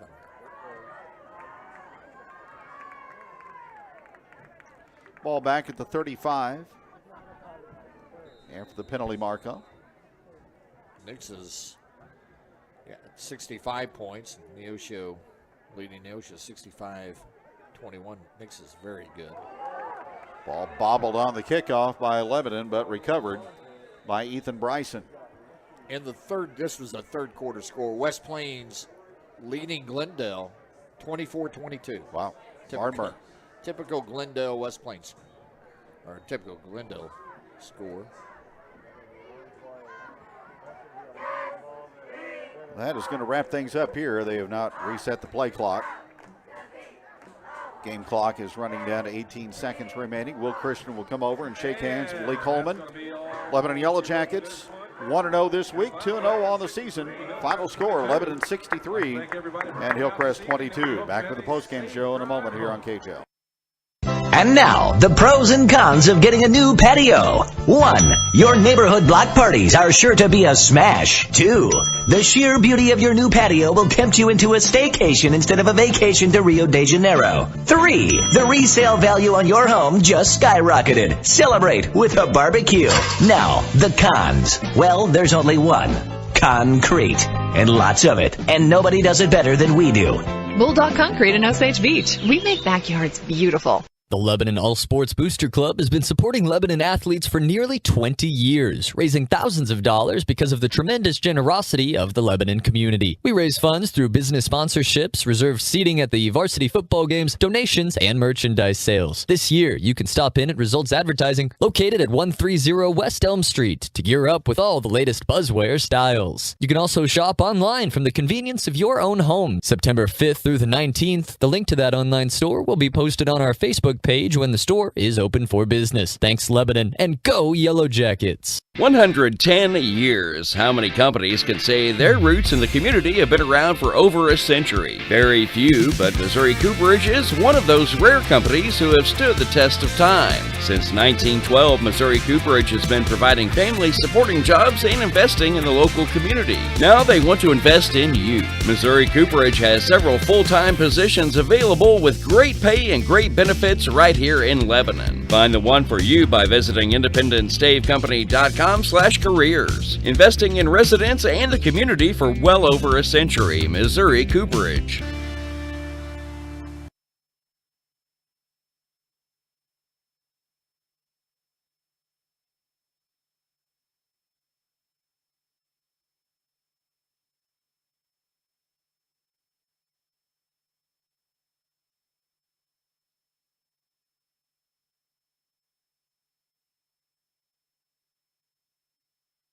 I'm John Gideon with Heritage Bank of the Ozarks. Our athletes are winners on and off the field and the court. They play with integrity, strive to serve, are true team players, and intentionally seek excellence. Our banking team also embodies these leadership characteristics. When it comes to banking, choose the winning team, Heritage Bank of the Ozarks, and go Jackets. We're all behind you 100%. Member FDIC, Equal Housing Lender.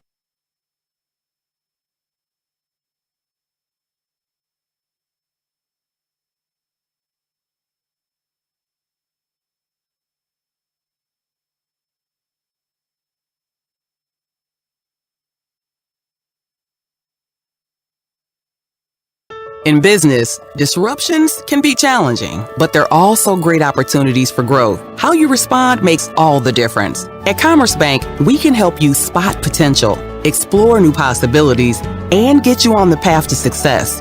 In fact, we're built for this. We're built to help businesses be prepared, proactive, resilient. Commerce Bank. Challenge accepted. Visit us at commercebank.com/built-for-this. Member FDIC.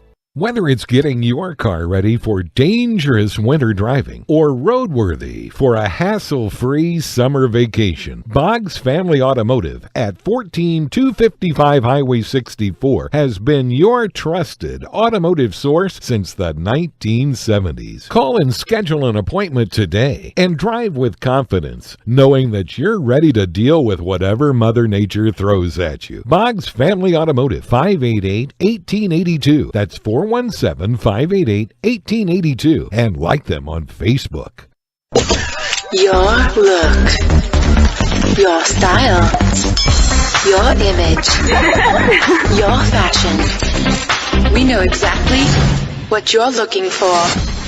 For Granted Salon and Boutique in the heart of Osage Beach offers only the most high-end and luxurious apparel and hair services. Located off Osage Beach Parkway, across from Quick Car. Never be taken for granted.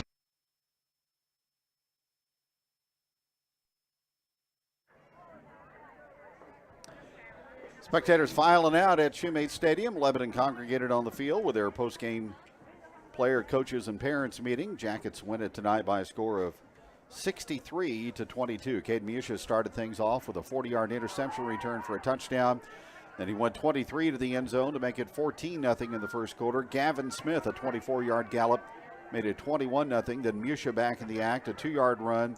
Jackets led 28-0, then 35-0 as Musha, after a sack and a fumble recovery, went 13 yards to the end zone. Jackets led 35-0 after one, 56-0 by halftime. Nathan Bartell, 2 touchdowns in the second period, 16 and 20-yard runs. Gavin Smith with his second TD of the night, a 1-yard run. 56-0 Lebanon at halftime, and then the Jackets mounted it to 63-0. Preston Ellingson, a 26-yard run in the third period before the Hornets put 3 TDs on the board in the fourth quarter. Jackets tonight, 439 yards rushing, 27 passing, so 466 total offense unofficially.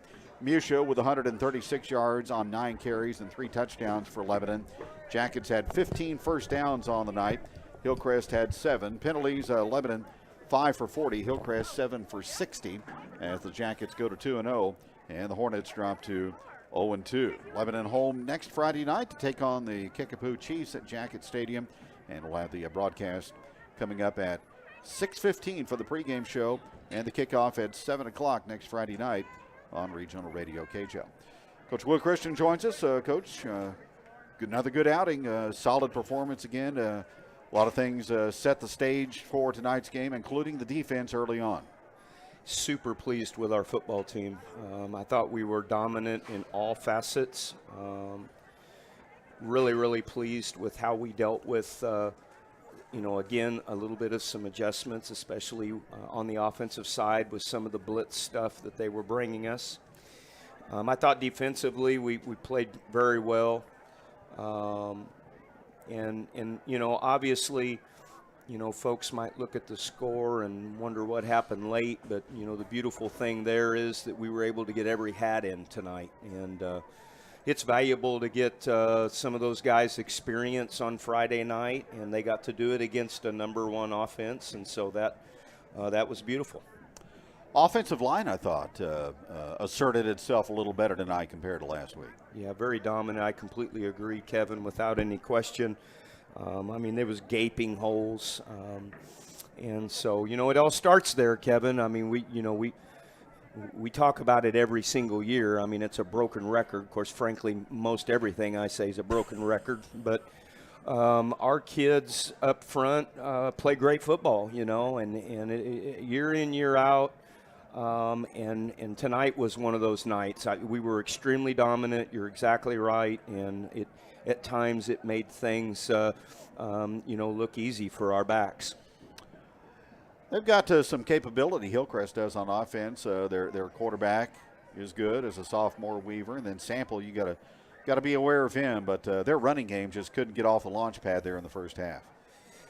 Yeah, I thought we were getting a lot of hats, and that's one of the keys when you get a big back. Dante Sample is a big kid, and he's strong and powerful, and we were getting a lot of hats at the point of attack and a lot of gang tackling, and it's hard run football when that's the situation. And, of course, a lot of that has to do with the fact that we were winning up front again. On our defensive line, I thought our defensive line was extremely dominant again. Gunnar Williams Wow. He's just been a wrecking crew for 2 weeks, and Preston Ellingson as well. He is so athletic, and I'm just really proud of all those guys and proud of our entire defense. Coach Allen has done a great job, and we've got a defense that I believe is capable and shut this football team out for the entire time that it was in. A lot of times you hear people say, well, the other team plays a three-man front. That's just kind of an invitation to run the football. But you got guys on the outside that can set the edge and really push the line of scrimmage back. Yeah, we really do. And we've got, of course, a returner from a year ago, Jax Glendenny, who, he's a sophomore, but in playing experience, he's a junior to us. And he's playing really well on the perimeter. Griffin Jones is doing a phenomenal job, and Ryan Heinrichs is playing outstanding football also for us. We're playing all three of those kids at outside linebacker, and all of them are doing a really, really nice job for us. Well, you come to Springfield on another business trip and leave with a 1-0 record. So here we go, back to work on Monday, getting ready for Kickapoo next Friday night, and that will be an extreme challenge. Yeah, absolutely. Kickapoo's an excellent football team. I think they're going to come in 2-0 also, and that's what you want. That's exactly what we want right now. We want a 4-quarter football game, and our kids are ready. I guarantee it. So I can promise you, Cade Musha and Nathan Bartell they want to play football, not stand over on the sideline. So they're going to be frunching at the bit, and it'll be a lot of fun. And guess what? We're at Jacket Stadium. With new lights. With new lights. It's going to be a ruckus crowd. I absolutely cannot wait for Friday night when we bring Kickapoo into town. It's going to be awesome. Well, can't let you go without making note of the Rhett Rhodes category. He is 17 for 17 now in point after and booming the ball on kickoffs. He's looked outstanding. So really proud of him, proud of our entire PAT unit. The consistency has been excellent, and what a weapon that is, in situations. We haven't kicked a field goal yet, but we practice it a lot, and We were kicking them really well in our warm-ups tonight, and we thought about possible situations. Maybe we might be able to get one in tonight, but we didn't. But, it's going to be a great weapon. I'm really pumped about all of our special teams. Really, I feel like all facets of our team are solid. Now, the key deal is, do we stay humble and hungry? And, that's really what it's going to be all about. Are we willing to do the things to get better on a daily basis? If so, the ceiling, I believe, is pretty high with this football team. Get out of here tonight fully healthy? Yeah, we did. Like we always talk about every week, there's bumps and bruises, but nothing substantial, and that we thank God for that.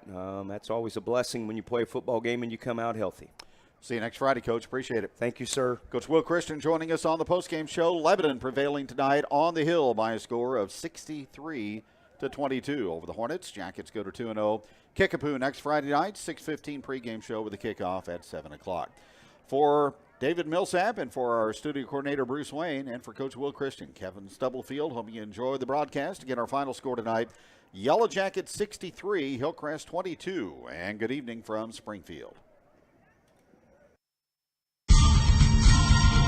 Lebanon Yellow Jacket football, brought to you by Commerce Bank, Lebanon Ready Mix, Shadle's Colonial Chapel, Mid-Missouri Stockyards, Heritage Bank of the Ozarks, Angie Long of RE/MAX Next Generation, by G3 Boats, Missouri Cooperage, Camberlock Engineering, Garner and Smith Insurance, by Lebanon Suzuki, Sing Rental, The Gravel Bar, Henderson Heating and Cooling, and by Nature's Pantry, Pro Paint and Glass, David Lehman Insurance, SJB Golf, Riverfront Campground and Canoe Rental, Tracker Boats, Missouri Eagle, Michael Industry Supply, and also by Taylor's Dairy Joy, Great Life Golf and Fitness, by Napa Auto Parts, the Lebanon Booster Club, Mid-Missouri Door, Lebanon Family Dentistry, and also by Boggs Automotive, VFW Post 4107, Lebanon R3 Schools, the Lunchbox Cafe, by Seeger Toyota, Mid-Missouri Bank, Summit Natural Gas, by Lebanon R3 Schools, First State Community Bank, Granted Salon and Boutique, and by Bulldog Concrete.